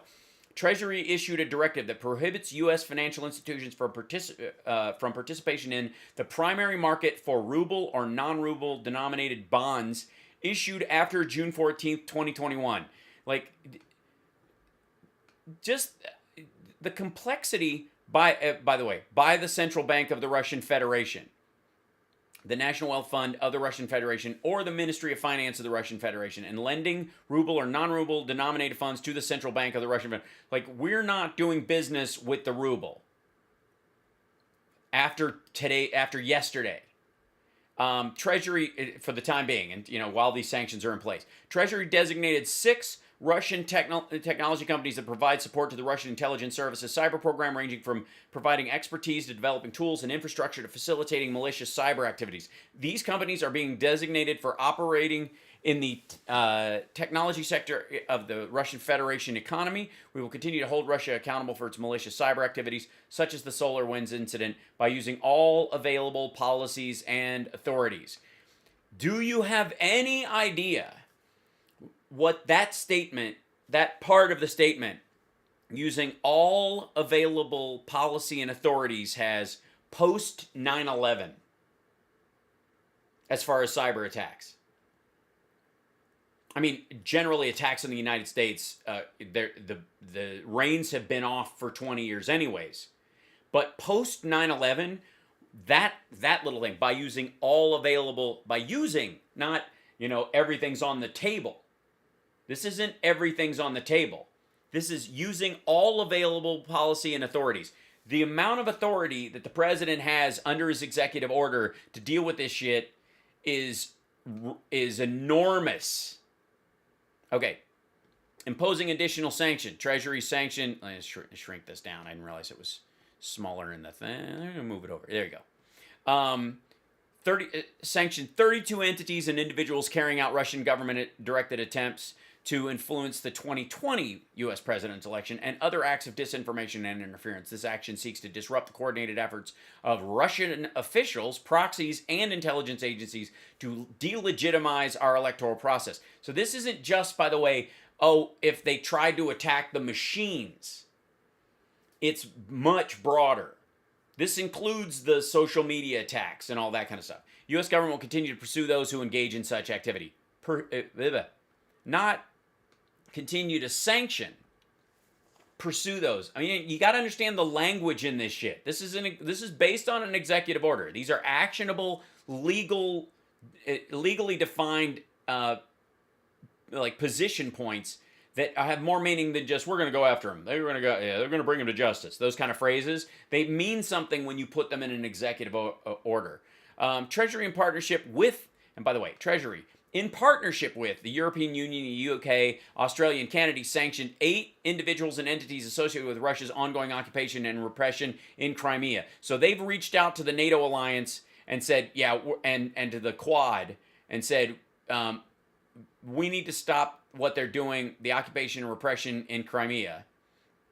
And they brought them on board before this EO was signed. This was not, ready, fire, aim. The transatlantic community stands united in supporting Ukraine against unilateral Russian provocations along the line of contact in eastern Ukraine. In occupied Crimea, again, the use of that phrase is very meaningful. Instead of just saying Crimea, calling it occupied Crimea, and the fact that they're pulling in these other people means it's legally significant that they call it that. And along Ukraine's borders, as well as agreeing on the need for Russia to immediately cease its military buildup and inflammatory rhetoric.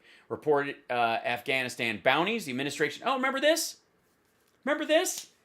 The administration is responding to reports that Russia encouraged Taliban attacks against the U.S. and coalition personnel in Afghanistan based on the best assessments from the intelligence community. Look at this.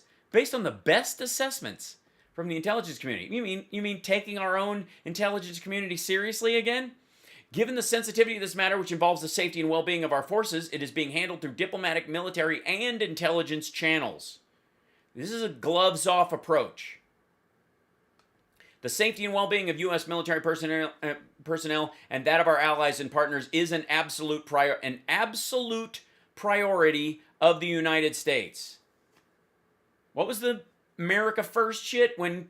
Where was America First when Biden?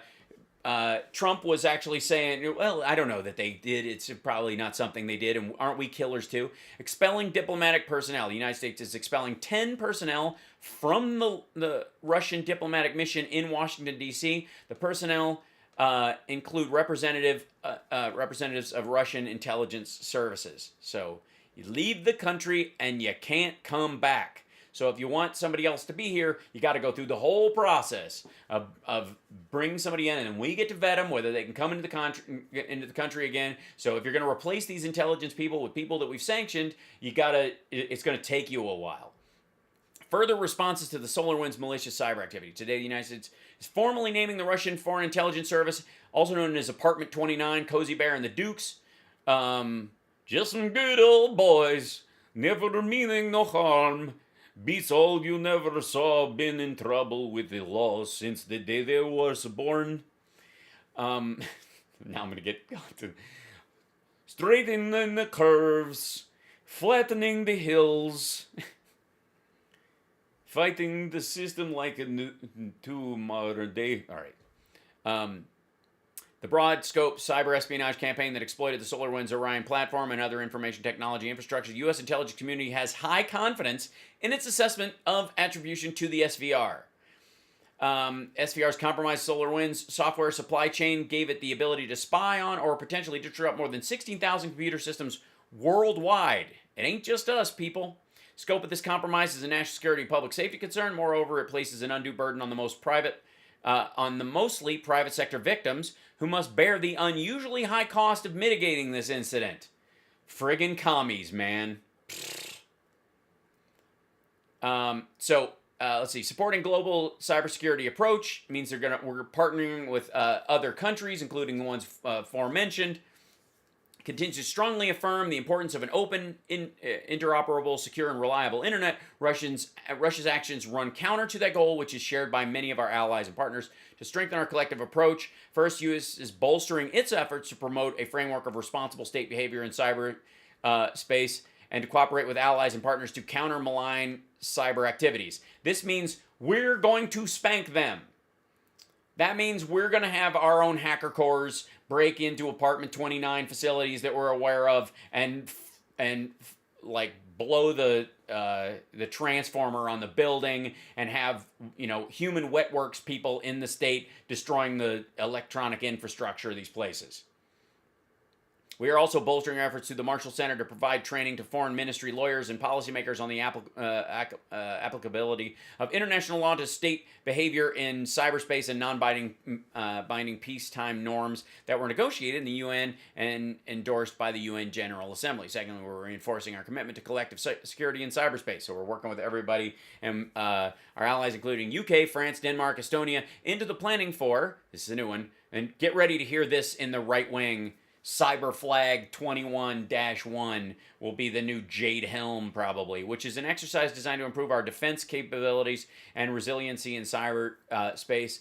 Cyber Flag 21-1 will build a community of defensive cyber operators and improve overall capability of the United States and allies to identify, synchronize, and respond in unison against simulated malicious cyberspace activities targeting our critical infrastructure and key resources. So they're going to run, basically, this is the institution of cyber war games between our allies and other groups so that when this shit happens, they'll be prepared. And they're going to run cyber games on this so that, you know, people will get used to the idea. So they'll, all these phishing expeditions where you find out that, oh, somebody got, you know, their email password phished and it allowed them to get into a state computer or private computer. They're going to run games on these things like security tests, and they're going to go to the companies or the states or the state legislatures and go, hey, guys, we ran this thing on it. We were able to break in your system 3 out of 4 times, and we're going to do all this stuff. You know, if we were able to do it, they're definitely trying to do it. So here's how to fix your shit. We're going to show you how to do this at taxpayers' expense, by the way. We're paying for this, as we should, to protect our businesses here at home and state governments, even if they don't want to, if they don't care to bother dealing with this. Now, all the stories you hear about ES&S machines in Texas sending the votes to Spain and back, and you know, if you watch the Mike Lindell stuff I've covered, a lot of that, even though there's stuff in HR 1 for protecting the cyber integrity of our voting systems, are a huge part of this. This EO itself, using all policies and capabilities, all of that stuff is going to make it possible for us to protect our elections from digital interference from other countries. So that if they try and hack into, you know, the Wisconsin Secretary of State's office or the election board of Pennsylvania and mess with stuff, we will have a system in place between now and 2022 that will stop that, much to the chagrin of Republicans. Now, the thing they can't do is nothing about this. Yeah, human wet works, right. I just mean wet works not in terms of they're going to spill blood to do it, but that human beings will be boots on the ground in these circumstances. Old-fashioned spy work is going to be happening. And I don't doubt that some people are going to be removed from the planet who are particularly awful in some of these cases, just because of how much they'll protect it. Because if Putin's willing to bag his own, you know, intelligence community officials on suspicion of them being spies and make them disappear forever, imagine what he would do to an American or French or UK, you know, operative in the country checking out, you know, listening in on on like apartment 29. So, anyways, this stuff is going, you know, the stuff, the cybersecurity stuff that's in HR 1, which is incredibly important, and the security of our election machines will be part of this defense push, as will all the defense pushes of the other democracies that are aligned with us that have been attacked by Russia, that have, you know, helped, you know, right-wingers in Germany gain ground and all this kind of stuff. So this is something to look forward to, but really just substantial, normal, solid governing. It's very impressive, and we're all lucky to be, you know, in a new administration that actually gives a shit. Why haven't we been doing this all along? I guess I can permanently block someone. I think so. Like whom? So is it? Do we have a? Let me guess. Facebook. Oh, Julie, thank you, by the way, for the stars. I appreciate that. There we go. Latest. Let's see. Are we getting? I see. It's this dude. We'll find it in there. Scrolling back and try to do ba-da-do.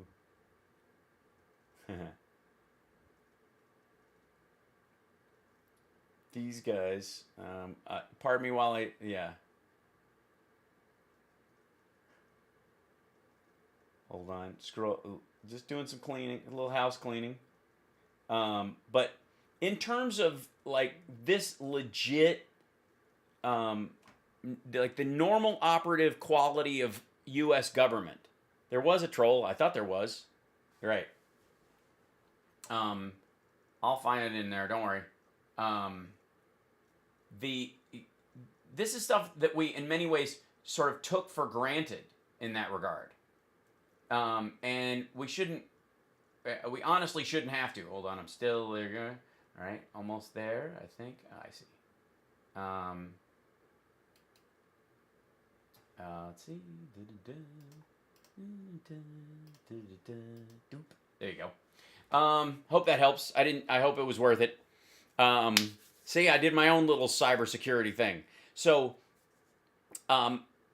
you're going to see an increasing amount of this, and a lot of it, unfortunately, has to be done by EO because the Republicans are running interference on anything that would negatively affect Russia, and it's largely because when they don't want to have, they have to do it lockstep, otherwise they have to confront the fact that a good 7 to 10 of them will block anything that goes against Russia and its ability to, act against our democracy or the democracies in Europe. While they, all pride themselves on being Western chauvinists, they're willing to sacrifice democracy when it doesn't go their way, especially, but pretty much all of the time, even when it was going their way, just so they can guarantee a certain level of power in themselves and a financial benefit for them later. It's old school, normal, political corruption that you'd expect in a town sheriff someplace or an alderman, but it's gone worldwide because that's where the money flows now. So, anyways, look out for this kind of stuff. And I'm really just a woke enforcer. I see.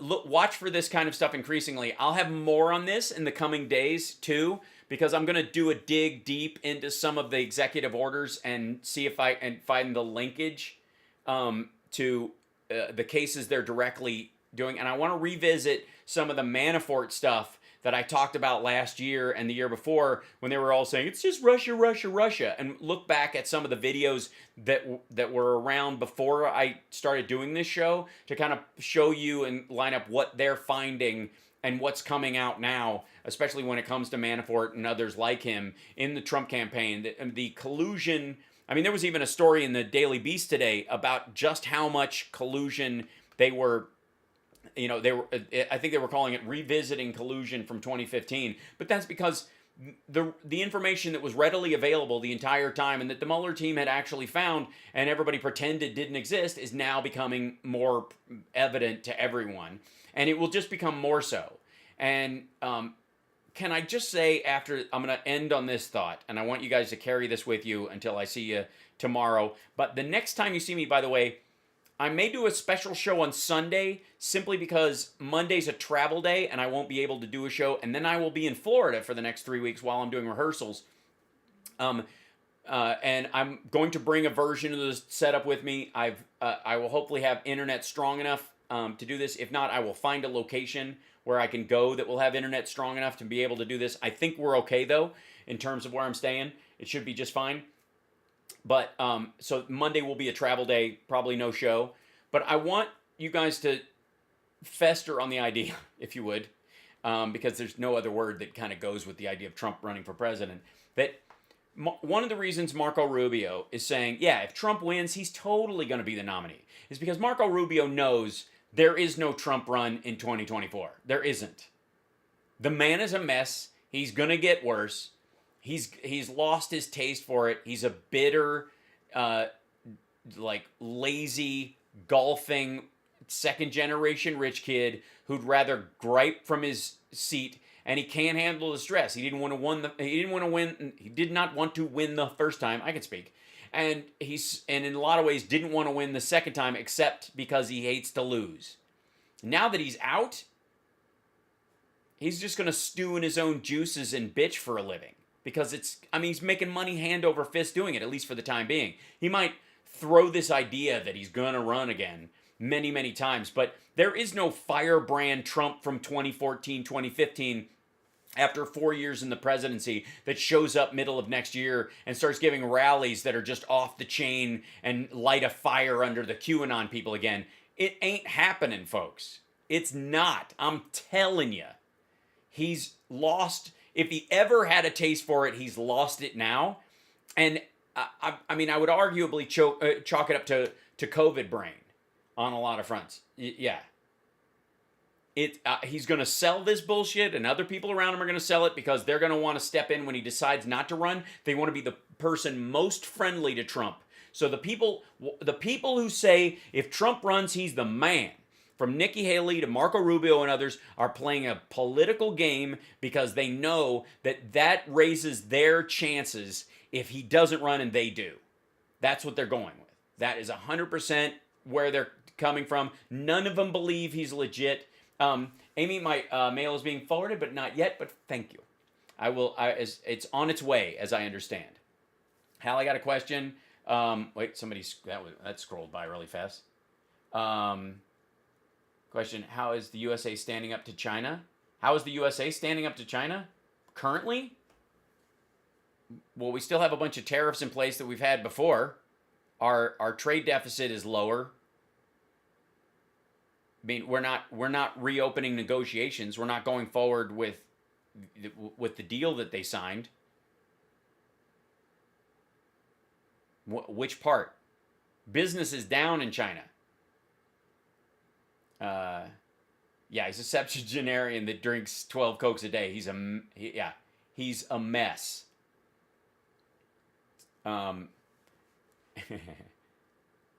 DeJoy is delaying my T-shirt, clearly.